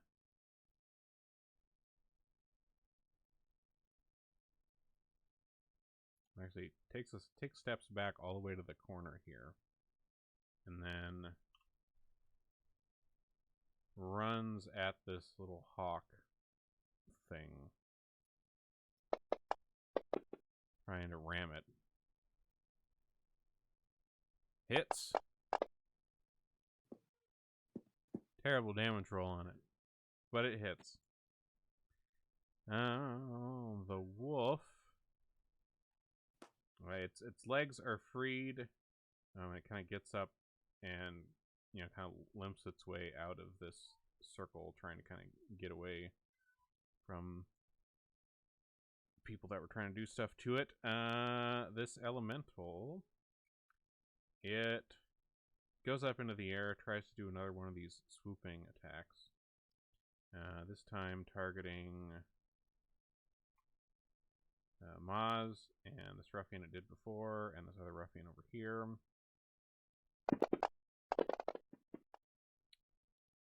Hits the ruffian, crits Maz, and crits the other ruffian. Oof. Damn. Oh boy. Okay. So Maz, let's see. 15 damage to Maz. Oh wait, no, 9. No, 15 damage to the ruffian. 9 to Maz, 18 to the other ruffian, and Alberton ruffian number 6 here, he goes down with that attack. Braz. I will attack again.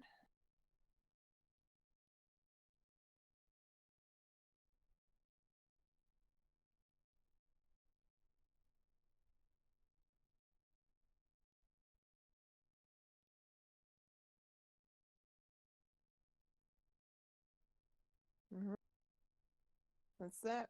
All right. Grotus.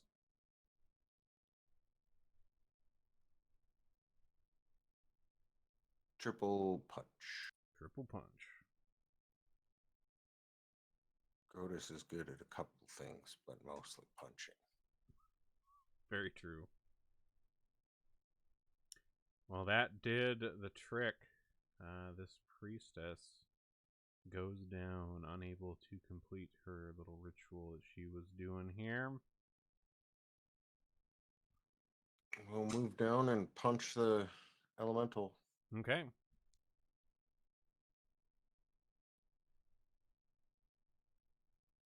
That's a crit. Nice. Very nice. A fat 16 damage to that elemental. It's hard to tell how much damage you're doing to this thing because it's like a weird little wispy air thing, but you know, you laid a good bit into it at least so far. Maz. Okay, Maz will attack with the bladed hoop. That's a hit. Nice. Max damage roll on that one. And a miss. One more. Ooh. Okay. Alright. That guy is dead on the ground. Piranha, seeing this one guy go down, she shouts out, "George!" And she runs over towards, evidently, George here on the ground. And, seems to be trying to protect him here. And, she's got like some tears in her eyes here, and she tries to swing at this little hawk. Misses.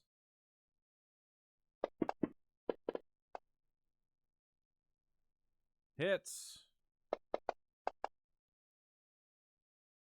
Hey, and that was all it needed. And Piranha gets the last take on that. And so you are here with this scared wolf. It is, it's kind of gone over and it's cowering over here in the corner. Obviously still terrified. We're out of combat. I don't know if anybody has anything to be able to converse with animals or anything. Well, I would use soothe on George. Is he alive? Or like, is he down? Can I heal him? Yeah, like he's at 0 hit points and he's only had 1 turn, so he hasn't had his. So I'll heal him for 13. All right. So Honker, you come over and do your little clown boops on George here, healing him. He kind of comes back to kind of gasping. Piranha kind of takes him up in her arms and has given him some hugs here, and she's looking at you kind of gratefully. It seems like she wasn't really, they came in here with you guys, fully intending to fight and stuff, but like they've just been kind of the town, ruffians. They never actually had to, they never actually like killed anyone or anything, or had anyone get killed. It was one of those things where it's like, okay, it's a possibility, we're gonna get hurt in here, but the reality of it kind of hit him for a moment. It got real. It got real. Yeah, it got real. But she seems very grateful to you for your assistance there, Honker.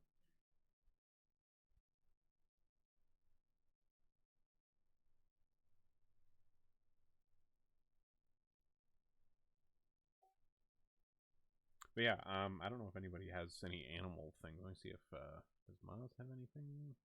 I don't. Best I can do is use like soothe on it, which so I would have to sit and like chill for 10 minutes before I could use soothe again. Okay. I mean, there is also, there's those cupboards out there that have a vast array of veterinary stuff. So if anybody medicine stuff, you could probably apply that knowledge in that regard. Yeah, I could try to do medicine. Okay. Maybe Maz can help me. Yeah, sure. May not need it. Well, let's see. She'll help anyways. Yeah. All right. So you and Maz, you guys had to go get some of the veterinary medicine out of these cabinets. I mean, at least enough about, and you assume, healing, treating like a wound or whatever. Probably not that different on like a wolf, right? They're hurt. People hurt. Probably the same. Hey, I helped Mr. Tickles. That's true. You did help Mr. Tickles. So that is a good point. But the two of you kind of approach this wolf, and it definitely still seems terrified as you guys are coming up to it here. But you guys, are approaching it friendly, and secretly trying to kind of care for it, and it does seem to be aware that you all freed it from whatever was being done to it. You do see, like, as you get up to it and you start trying to like tend to it a bit, it seems to have been infused with at least some measure of something. Like, you notice that its fur, like, it looks like a typical kind of gray wolf, but there are like a few streaks of red in its gray fur, and there's like just a very slight pinpoint of this like reddish glow in its eyes. So it seems to have gotten some sort of a little bit of power from it, but not enough to be fully corrupted. And it does seem thankful to you all and lets you kind of treat it a bit, and it seems to warm up to you all at least a bit.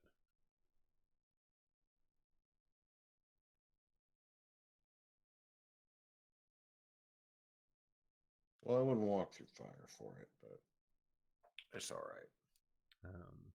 Do you search the priestess that was in here at all? Always. All right. First thing Grotus taught me was if you find a dead body, go through its pockets. Yep. All right. So, you go through this priestess's pockets here, and you find another one of those keys, kind of the same as you found on the dead guy with the books. It's kind of ornate golden key. Seems to be identical to the other one, so probably to the same thing. Let's see. Put that in the party sheet. There we go. All right.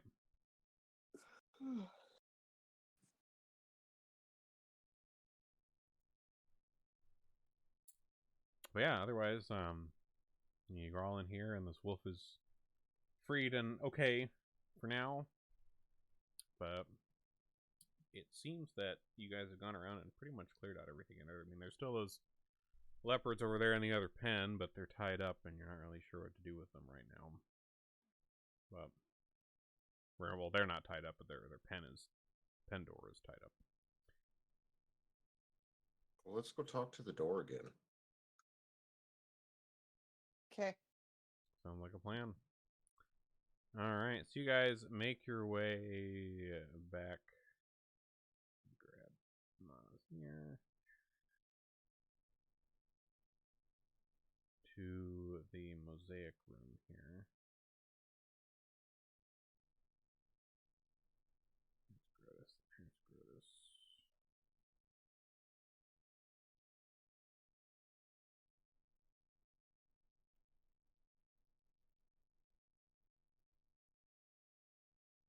Okay.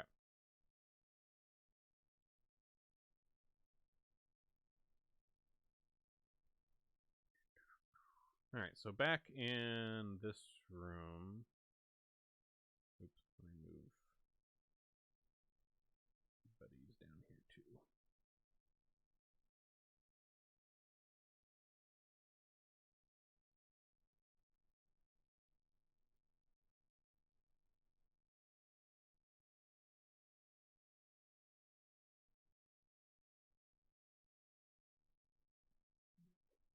There we go. Okay, everyone's back in there.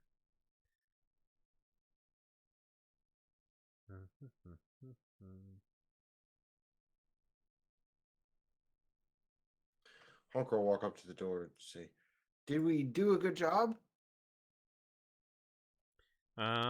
So Honker, you walk up to the door, and as you do so, do you have either of those keys on you, or who has those?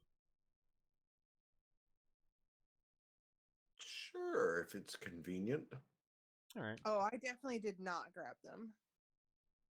All right. Well, Honker conveniently has some keys that we've come across here.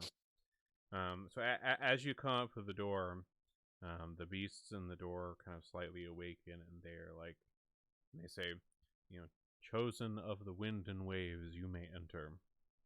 And you see like one of the statuary, or like one of the carvings of the beast, kind of towards the center of the door, moves its like hand away a bit, and you can see that it was like covering a lock hole in the door, and presents that lock hole to you. I, like with eyes of wonder, he puts the key in the hole and he whispers, I'm the chosen one, and turns the thing. Oh no. All right. So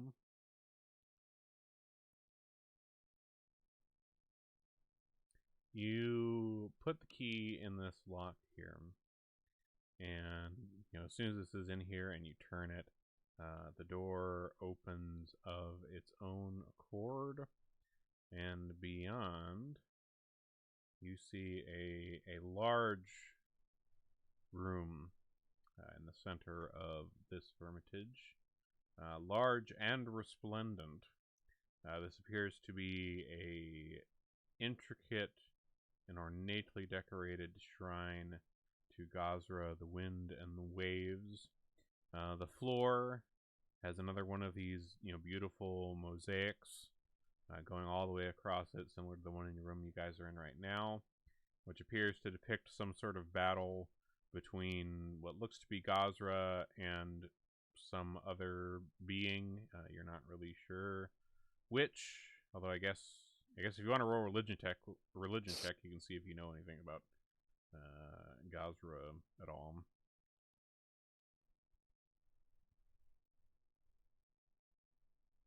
Again, I would argue for not even like jackassery theistic reasons that clown lore is appropriate as an alternative to religion lore, because That's it is fair. important to clowns to know the kinds of jokes to tell. That's fair. That's a fair argument, and I'll give you that.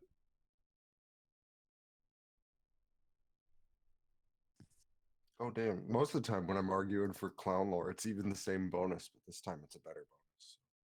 Nice.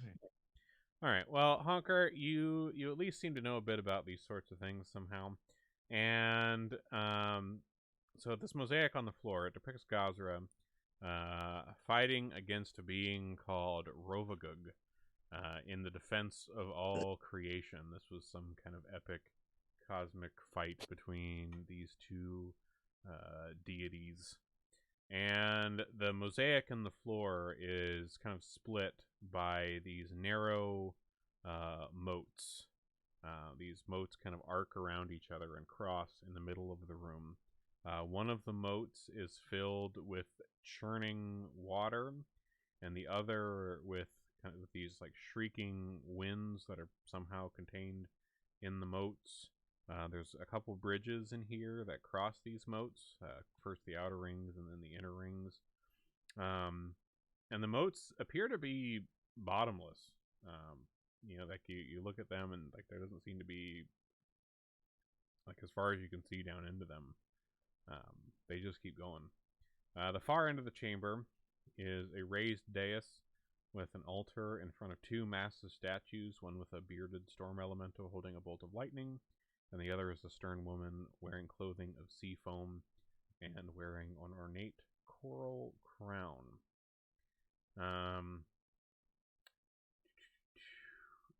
On that dais, there is a priest who is, and when the door opened and you guys are coming in here, this priest is currently in the middle of shouting angrily at someone on the ground who seems to be kind of crumpled there. You're not sure who they are. They seem to be wearing the garb of the hermitage, but they seem to be trying to berate and convince them that as you're stepping in here and seeing all these mosaics, Honker, he's currently shouting at this person on the ground about how demon worship is sanctioned by Gazra, and it's the only path to protect the Isle. Nearby, you see a person holding a pair of chains that lead to a couple of large lizards that are chained by these leashes near her. And yeah, we will leave that there for tonight, since Riz isn't here and neither is Brutus. So we will stop it there before we get into that business. All right. All right. All right.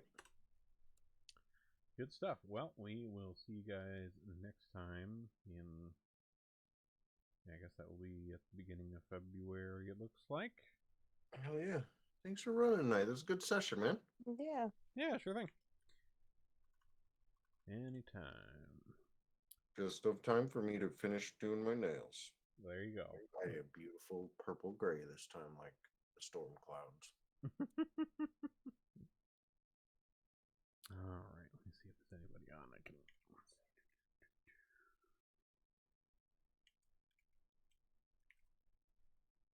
I'll see you later, man. See yous. Night. All right. Well, thanks for coming tonight. A little bit low on the players at the end there. It's just me and Quick Bookworm there, filling in for the other two due to some illness and injury, but that's okay. Hopefully everybody will be back and good to go next session in 2 weeks as we finish up this last bit of the Hermitage. We're gonna go ahead and raid. We'll do Calzone. Looks like they're doing some 14. Looks like they're just messing around in there. Not sure what they're doing, but we'll go check them out and see what's up. Thanks for coming, and we'll see you next time.